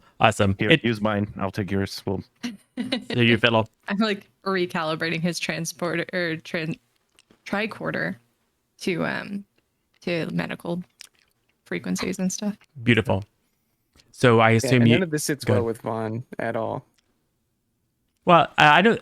My sense is that Vaughn probably doesn't like cloak and dagger and things that are secretive or. No, especially if we have Bajoran crew members and we're dealing in some, clandestine operations that, we're discovering some more like artifacts of that. And so it's like, okay, but we have to be hush hush around certain crew members. Like Vaughn doesn't like that at all. Like he's a fairly honorable person. And so like having to withhold information. I imagine I'd feel some of that, and I think I say something along the lines of, well, they're right. To get the best science, sometimes you just need to have some distance from a lot of eyes. Yes. And try to convince you a little bit that this is just a temporary thing. Eventually, this will be shared. Yes.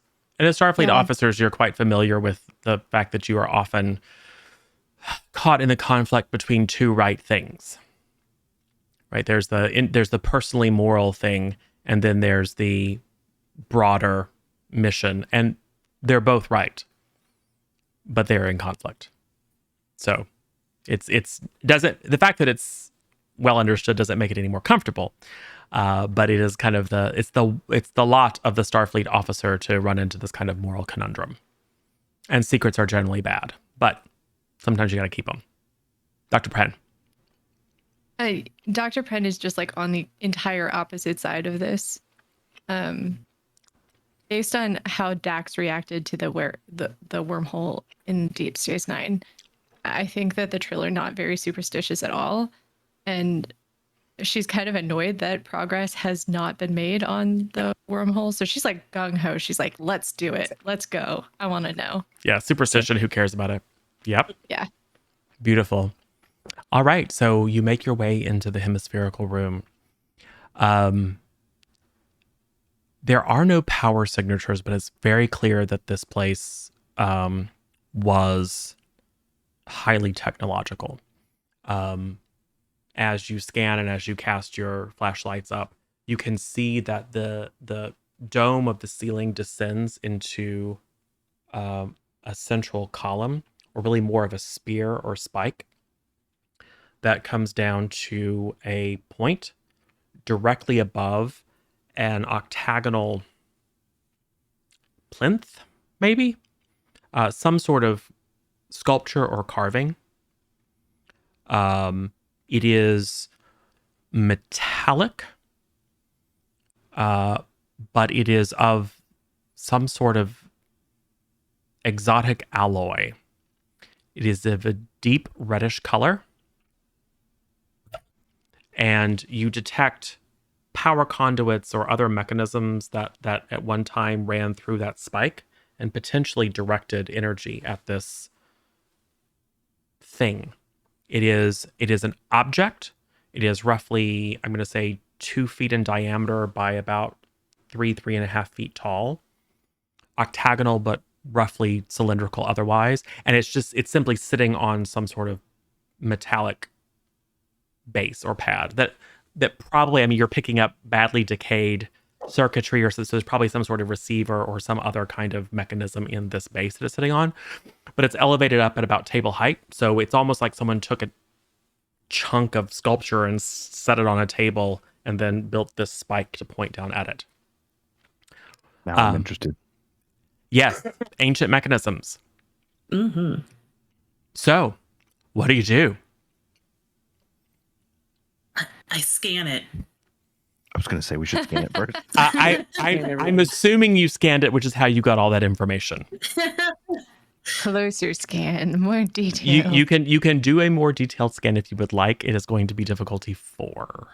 Well, No. you tell me what it is you're scanning, because the difficulty will vary depending upon what you're scanning. Enhance. All of it? No, so there's I'm not too sure if I got a good picture of it, even though you described it very well. Like there's a spike, dome, and a platform thing. Yeah, a dome that A dome. at the very top kind of comes down into an almost organic looking, but very, very regular. It's the top of a tower from Breath of the Wild. Sure. And it comes down to like mere inches above this object, this octagonal, tall, relatively narrow object, perfectly centered on it. I put my pad on the object and wait for the. Yeah. But you get close to it, right? I mean, yes. Okay, so you Uh-oh. Uh-oh. Concerned. I would. Being an anthropologist is like, hex, yes. I would like you to make a presence security check for me, please. Uh-oh. Presence and security. Wow, that's probably my worst one he could have It asked me to do. is difficulty 2. Cool. You can you can give me threat to buy dice at the same cost as momentum. You could give me 1 threat for 1. I need to roll 2 9s or lower. I will say that your I'm going to say your psychiatry focus actually comes into play here. So you haven't expended, but unfortunately that only works against your security discipline, so it doesn't really raise the crit range. Yep. Okay. Cool. Do you want to Alrighty. bet? I know. You know what? No, I'll be nice. I will Ooh. say you can use, because of who you are and your skills, you can use science instead of security. Oh, thank you. That's a lot Yay. easier. So it's Then I will present just roll science. straight. Yeah, that's 13. That's a lot more doable. Thank you. Okay. And psychiatry comes into play, so your crit range is 5 or below. Yeah. No, I got a 14 and a 10. Oh, okay. One. So you move forward and you feel an intrusion in your mind. And I don't like that. And for a variety of, go ahead. Simply try to kill it.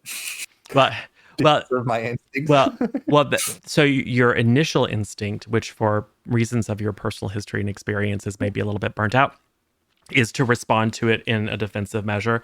But instead you switch to your scientific mind and start kind of almost like psychoanalyzing yourself as a way of building up a defensive mechanism, which helps, but it doesn't prevent the intrusion. I'll say it blunts it somewhat, but you are not successful. As you approach the reddish octagon or octagonal figure, you feel, I think the first thing you feel is deep sadness. Like a child abandoned by its parents, just soul crushing loneliness, mournfulness. Those of you who are watching see Dr. Adair just involuntarily give a little bit of a cry of just like a mournful vocalization. And then, like a hammer, that loneliness and isolation turns into rage. Just all encompassing, extremely powerful, supremely destructive, indiscriminate hatred. And everything, you don't lose consciousness and you don't lose your vision of the room, but everything flashes red.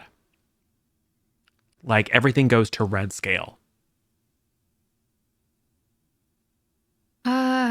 And you have your tricorders out. There is a Verteron particle emission roughly 10 times stronger than any of the others that you have detected. Can I roll a threat assessment? Yeah. Just to see if Adir's like a threat to herself or to us. Difficulty 2. All right. And that's insight and security. Yep. Not a great roll, but let's see. 2 8s. Which are both successes, right? Yes. Awesome. So 2 successes against difficulty 2, you succeed. You get worried because Dr. Adair is, especially when Dr. Adair looks up and is clearly seeing something that you're not seeing, but it's a very transitory effect. And like you start to become concerned, not like she's an immediate threat, but something's wrong. But about the time you're taking a step forward, and maybe even just instinctively maneuvering yourself in front of Dr. Ellis and Dr. Pren, Dr. Adair, you come back to yourself. You have a splitting headache. And there's just this echo of hate and red. Like there's a tinge of red around your vision, but your mind is your own. And there was no vision, there were no words, there was just raw emotion, but there was something communicative.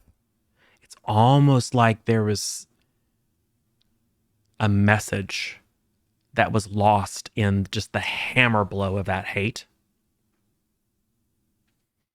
But like I said, aside from a splitting headache, you are yourself.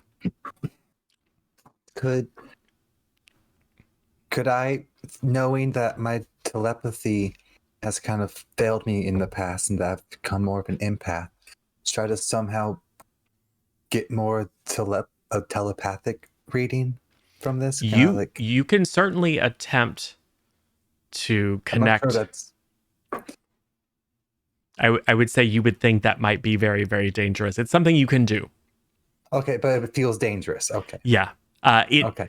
Then I'll just think about that. Through your passive empathy, it nearly wrecked you. Okay. You think intentionally opening yourself up might be problematic. Dr. Pren, you've got your tricorder out.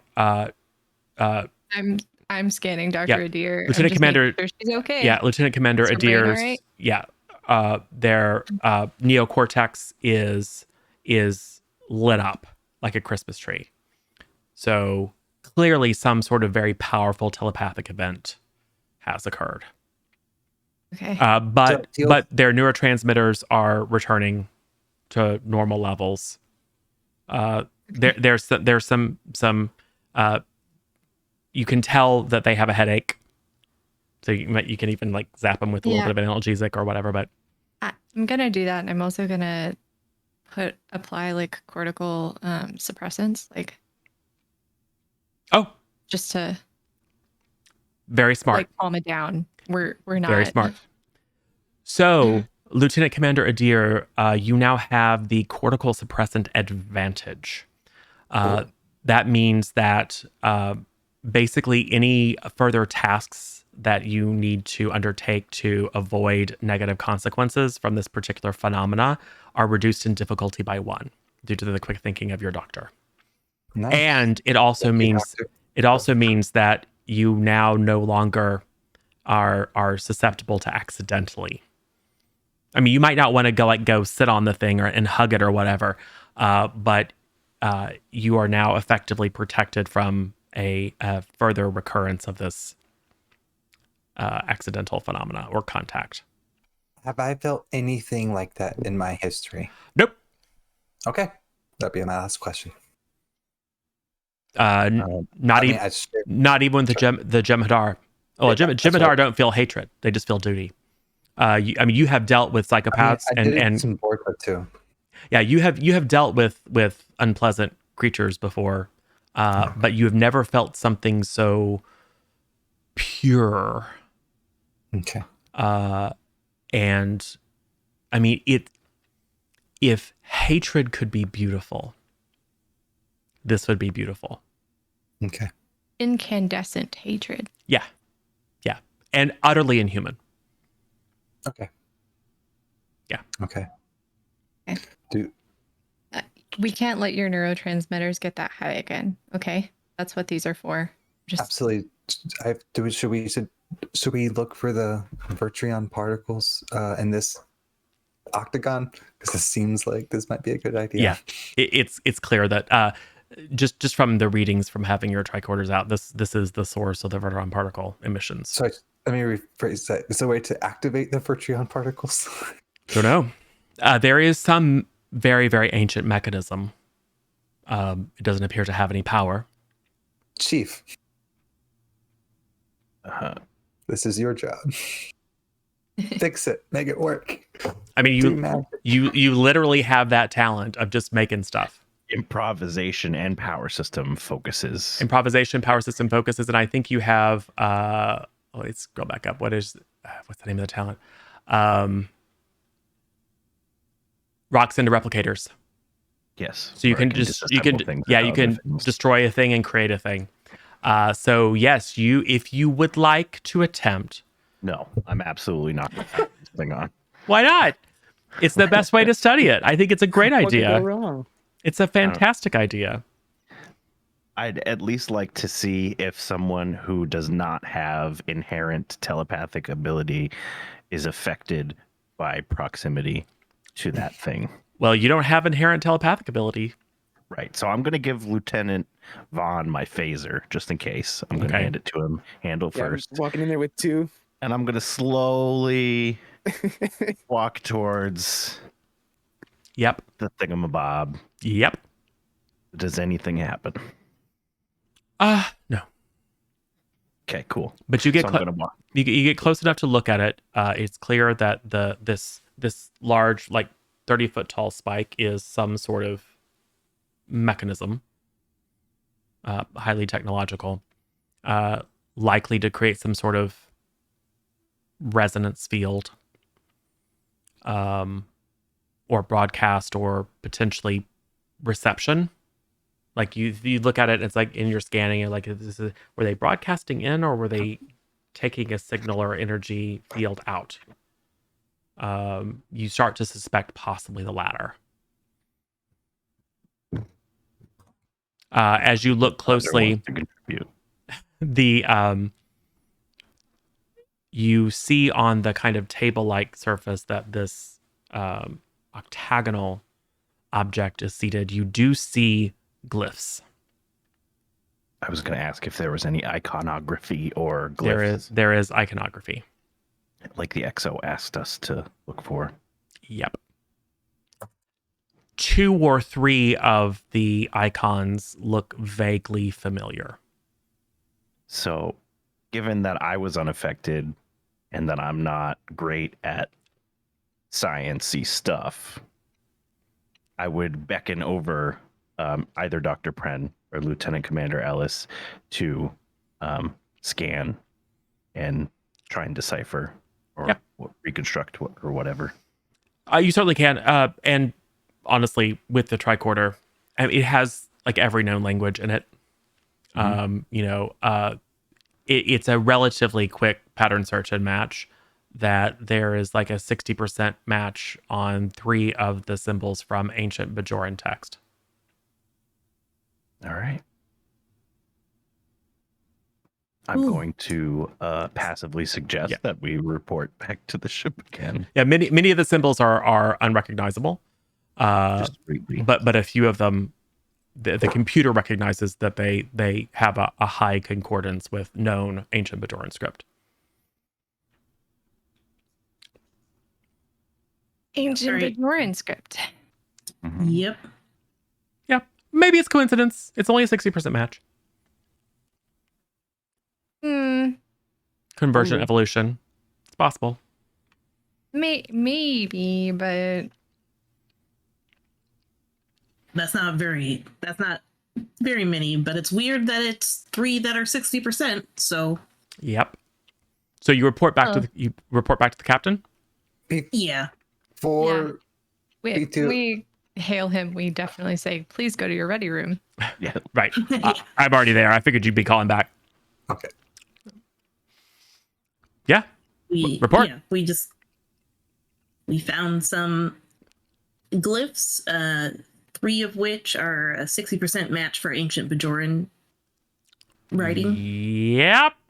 That's And it. Lieutenant Commander Adair had an episode, What kind Yes. of a telepathic episode. okay, yeah, because Captain O'Keefe gets super serious and businesslike. You can tell the change in his voice. Episode, describe it. Are you okay? Have I described it in full detail, by the way, to the like?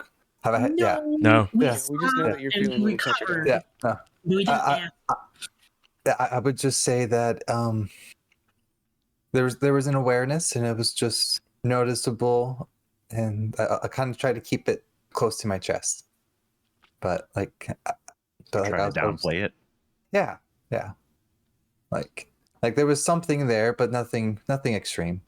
Like if anyone says something, I'll just be like, no, it's just not used to that, to being surprised like that. It was just surprising. Okay. I wasn't expecting it. That's all. All right. You get there's a pause, and I'm sure you've shared that there's a mechanism, etc. Commander Vosral comes in. Is the mechanism intact? I would ask the chief if it appears to be intact. Yeah. It appears to be intact. It just needs a power source, I would say, or something to that effect.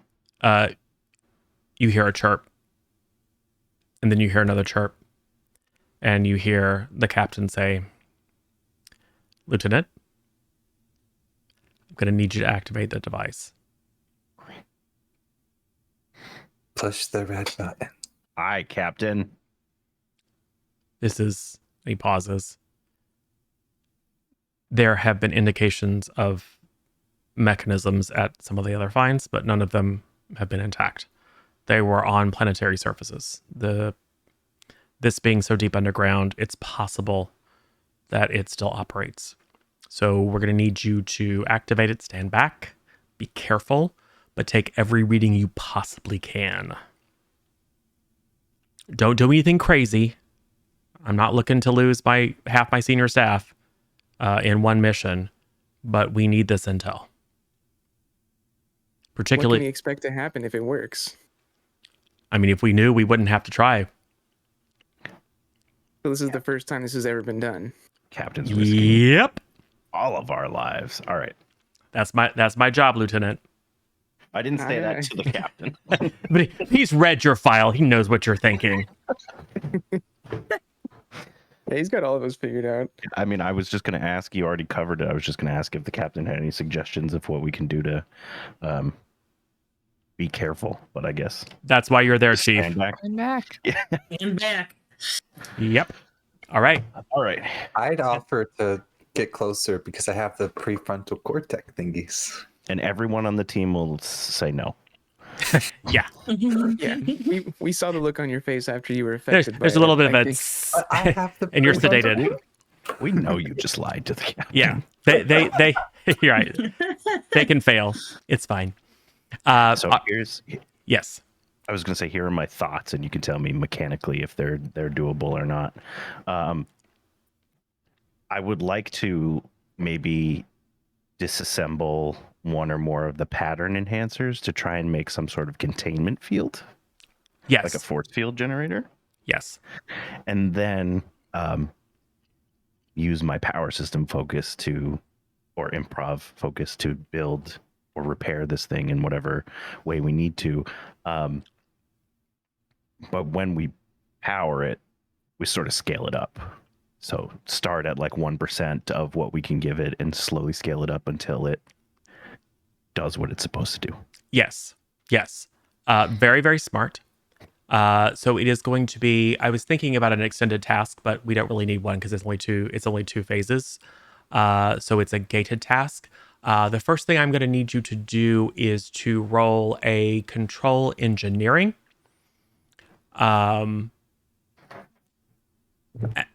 And I'm going to say improvisation applies. This is only a difficulty 2.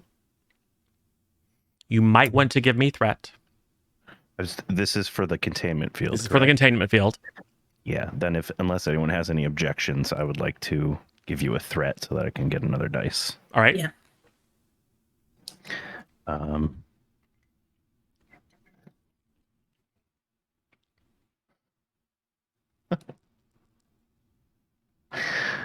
17, 18, and 3. So that is a fail. That's Oh my gosh. 2 fails and a succeed. Nope.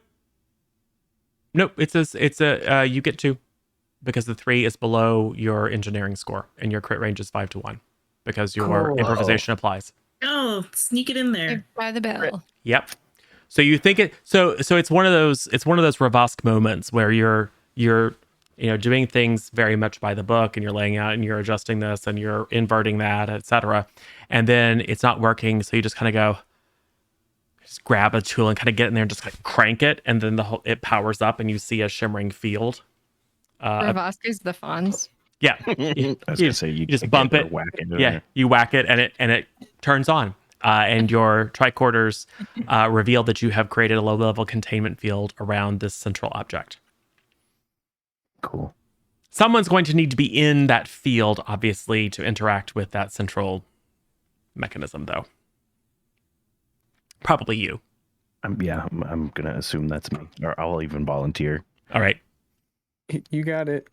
And now all you need to do is effectively create a mobile power source, which ordinarily would be a roll to do, but because you have the rock cinder replicators, you probably the best thing to destroy to recover the power cell is going to be one of the phasers. Okay, I'll use my own. Okay, so I mean, if you want, you can use mine. Okay, actually that's probably smarter. I wasn't going to ask anyone for their phaser, but if someone volunteered. Were you going to take that apart? Here, use mine. All right. It's the only use it'll ever get. So yes, you destroy Commander Ellis's tricorder, by which I mean you recover the power cell. And now all you need to do is connect it to the mechanism and power it up. Mm-hmm. I'm going to say it's insight engineering because this is an unfamiliar mechanism. And I'm going to say, however, it is only a difficulty 1. Right, and your power systems focused as apply.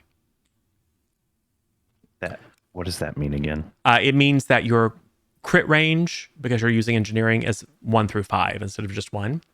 The complication range, however, is 18, 19, 20. Because you're using an improv power source. Want to throw some more threat in the bucket? This is a question for the team. My insight engineering is only 12. Do we want to add more threat to do this or not? I think it's worth throwing 1 threat in if you're trying to get 1 success. Especially Let's since spice it up. I will also allow someone to assist. One person. I mean, I'd obviously offer to assist. You're not allowed in the containment field. Yes. The assister is not going to have to be inside the containment field. Oh, okay. Really, anyone with, I'm going to say it is a control science roll. Who's got high control science?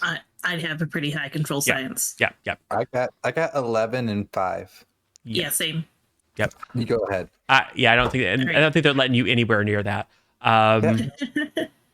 And I'm going to But the say min-max- your sensors and tricorders apply, because what you're effectively doing is very closely monitoring the mechanism, the power levels, etc., to make sure that nothing blows out, and to really guide Ravosk in powering this thing up slowly and safely.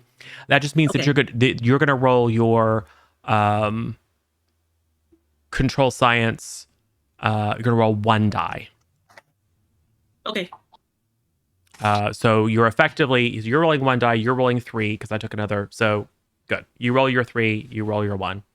Okay. And we'll add up the successes. You can go ahead first, Misha. Nat 1. Woohoo! That's 2 successes. As long as Ravosk scores at least 1 success, those will count. No pressure. First roll's an 11, so that. All right. Hey. So under 12. you've made it. All right. Now we just need to not hit a 18, 19, or 20. 16, Okay. Not an 18, 19, or 20. 19. Yay! Stupid extra dice. Yay! No. No, it's perfect. It's No, perfect. they had. Thank you It's for gonna be that. exciting now. Thank you so much for that. So, yes. Working together. And you've kind of had to climb up on this table, and you're sort of straddling this octagonal device so that you can reach up to the mechanism. You found what appears to be a port. You kind of have to use like a low level phaser style kind of wandy thing. I can't think of technobabble at the moment, but to basically like ablate away a little bit of accreted gunk just to reveal a hatch. But once you pop it out, it doesn't feel right in your hands. It looks like the lever was meant for like a clawed appendage, but you're able to figure out the mechanism, open it up.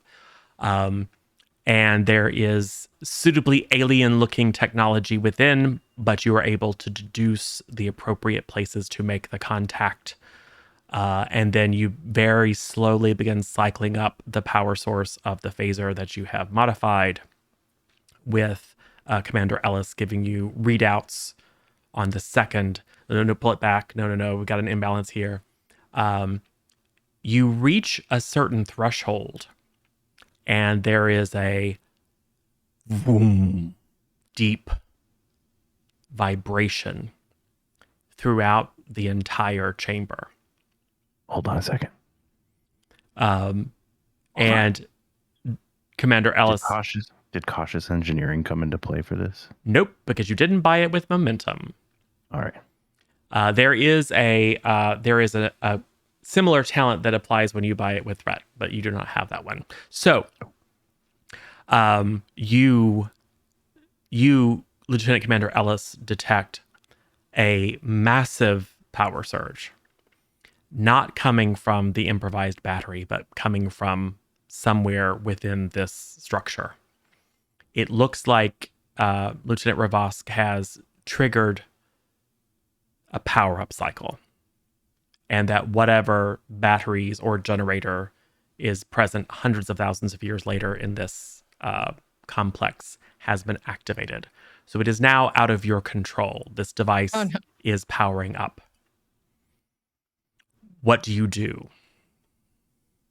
Back off. You're just going to stand there? Does anyone else want to do anything before I? We're all just kind of like I think we're gesturing for you to gobsmacked. Get back. get back. If it looks like it's just going and powering up, you should Okay. get out of the Yeah. But if containment. I have to lower the containment field Oh, you can pass through it. okay, Yeah, it's not a force field. so I'll definitely do that. Okay, yeah. So you'll just like, whoop, hop off, grab your stuff, and book it for the... you're going to need to stay within line of sight to maintain scans, because you're going to scan in visual range, infrared, ultraviolet, all the different stuff. So I'm going to say everyone pulls out, even Lieutenant Vaughn pulls out your tricorder just in case, right? As Because much data. Yeah, as we I've been can taking get. it out this entire time. yeah, something's about to happen. So,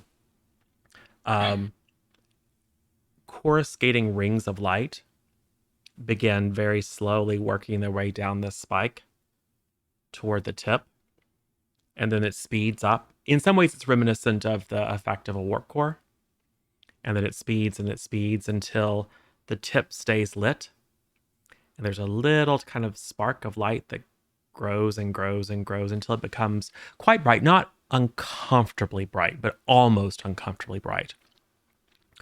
Then you can feel a change in the air, or almost like there's a static electric field. And then the coruscating bands of light reverse and start working their way from the tip back, and then working their way down in rings around this hemispherical ceiling. And then back through what must be channels or conduits in the floor, and then up into the table. And it stays that way for maybe 10 seconds. And you're picking up power signatures, but nothing particularly unusual. And then there's a click. And the octagonal object opens. The front face swings open. Inside, you see a crystalline structure, hourglass in shape, roughly 1.5 feet, 2 feet tall. An orb? It looks of a similar shape to an orb. It is, however, black and cracked, charred looking almost. Are we gonna report this? Yeah, we need to. You're experiencing I a feel little. like it's happening pretty quickly. It's happening quickly, and you're experiencing some interference. Gotcha. Of course. Someone probably says, "Captain, Captain," and you hear the little chirp that it can't make connection. All right, sorry, it's over here. Captain, Captain. Nothing other than static. There is, however, a moment when some connection is made. So now there's a full circuit. Rings of light going up the spire, down, around, and then you start to see this field kind of carrying light through, like a scan line through this crystalline matrix, and then up through the spire. And as it reaches the ceiling, you all experience, all of you equally, because Lieutenant Commander Adir has the cortical suppressants on. You all experience, not in your native tongues, but a clear communication. The communication is, all your prophets are dead.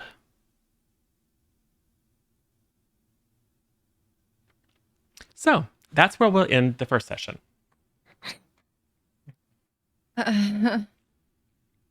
We just released some power wraiths or something. This is fine. There are no. We just activated an intergalactic answering machine.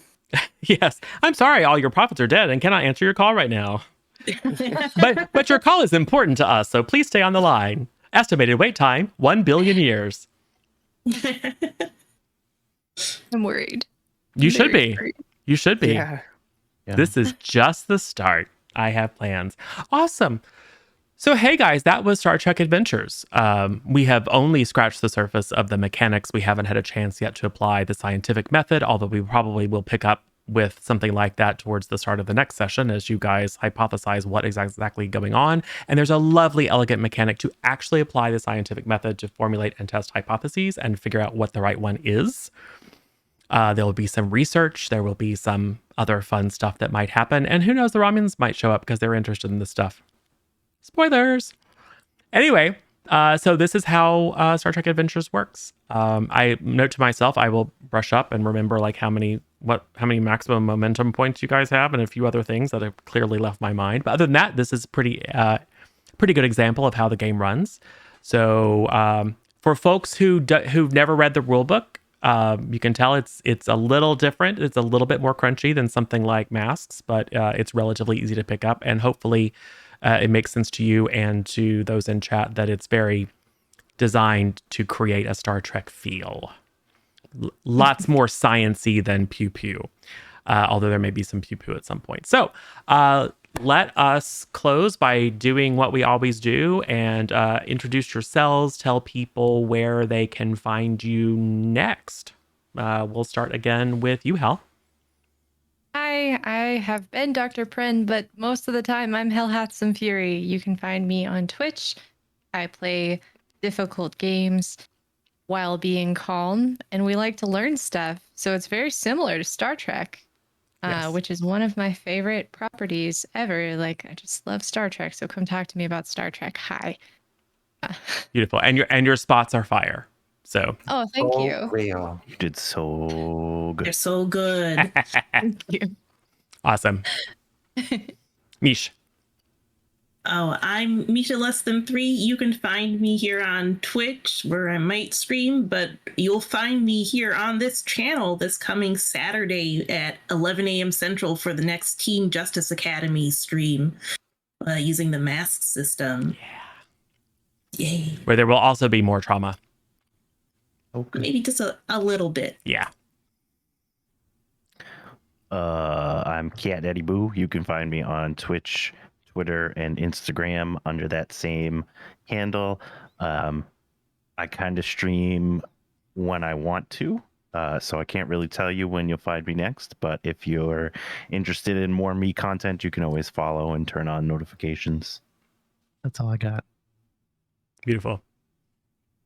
James. And I'm James with one Z, not two Z's like that PUBG channel. I don't have any sort of specific schedule, but you can always find me either on camera when I'm streaming at twitch.tv/Jeems, JEEMZ, or you can find me in most of these people's chat. Excellent. And I'm Kelly. You can find me about every day of the week at twitch.tv/myfairkelly.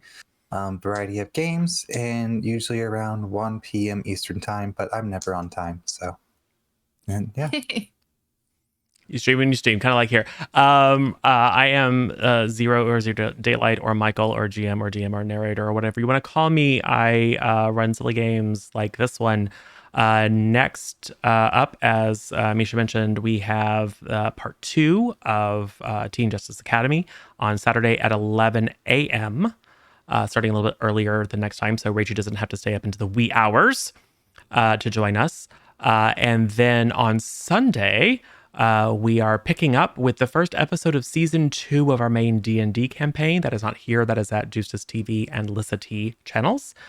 So come and join us for that. It should be fun. I have no idea what's happening because none of them have told me what it is they want to be accomplishing. So hopefully they will come up with some idea. Otherwise, we're just going to sit around and watch them talk and try to figure out what they want to do next with their lives for 4 hours, which can be entertaining.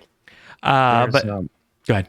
Sorry, there's a non-negligible chance that I will be the ghost this Sunday. Oh, that would be spectacular. I haven't officially been asked, but I told Juice if he was having trouble finding one, because I know everyone's been busy, that I would step in. So well, we if you are not Ghost this next time, then you should be Ghost the time after that, because that's going to be awesome. And then I can tell you all the interesting things that have happened with the ghosts due to the events of House of Thousand Spirits. So things might have changed in Ghostland.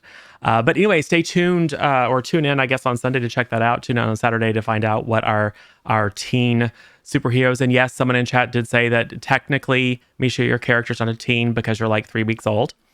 Or maybe 3 months old, but I guess that makes you technically a preteen. She's a robot. So anyway, it should be good. And then upcoming beyond that, in addition to the next episodes of this show, we have yet to be scheduled Monster She Wrote, which is Jessica Fletcher / Miss Marple meets Cosmic Horror of Cthulhu. And then we do have on the calendar for October 31st, Halloween Day, the first of an intended 3-part series of Those Meddling Kids. It is a Monster of the Week show with kids who, and Hell will be there, with kids investigating monsters and mayhem, etc. So it is Monster of the Week, which is another Powered by the Apocalypse hack. So similar structurally to Masks, but with some different playbooks and some other like fun stuff about it. But it's very much about kids going out and dealing with the unknown, the supernatural, and perhaps Old Man Smithers pretending to be a monster to scare everyone away from the gold mine that he found in the woods or whatever. We'll find out on Halloween. So enjoy those upcoming. If you are curious, this is the first time you've joined us and you are curious about our content, you can always go check out youtube.com/C+content, where all of our main D&D campaign, as well as our one-offs and short series are hosted. And go ahead and hit that subscribe button. It is free. Hit the little bell button so you can be alerted when there's new content. So if you miss us live, you can catch up with our shenanigans after the fact. I will tell you right now, it's some pretty C+ content, sometimes even B-, which is, it's pretty good. So anyway, thank you everyone, all of the players. You did a fantastic job jumping into an unfamiliar system, getting into the spirit of Star Trek. I think the story so far has been very interesting. And thank you everyone in chat for joining us once again. Thank you again, Lissa, for the raid. Greatly appreciated. And we will see you all again soon. Before I forget, can someone tell me who we ought to raid? Because I can't be bothered to have like Twitch open and see who's up. I got nothing. Except maybe Sass Lambo. We could do that. Capital A, capital S? Sure. I'm fine with that. It's all, the SAS is lowercase, and then capital L, AMBO. Cool. Only the L is capitalized. Let's see if I remember to do it right. Looks like it is. All right, we're getting ready to go out and raid Lambo. It won't be TTRPG content, but then again, many of our viewers are not typical TTRPG content watchers, so it should be a nice change in pace. Thanks again one last time, everyone, for joining us, and we will see you again soon. Bye, everybody. Bye. Bye-bye. Bye, bye, bye. Bye.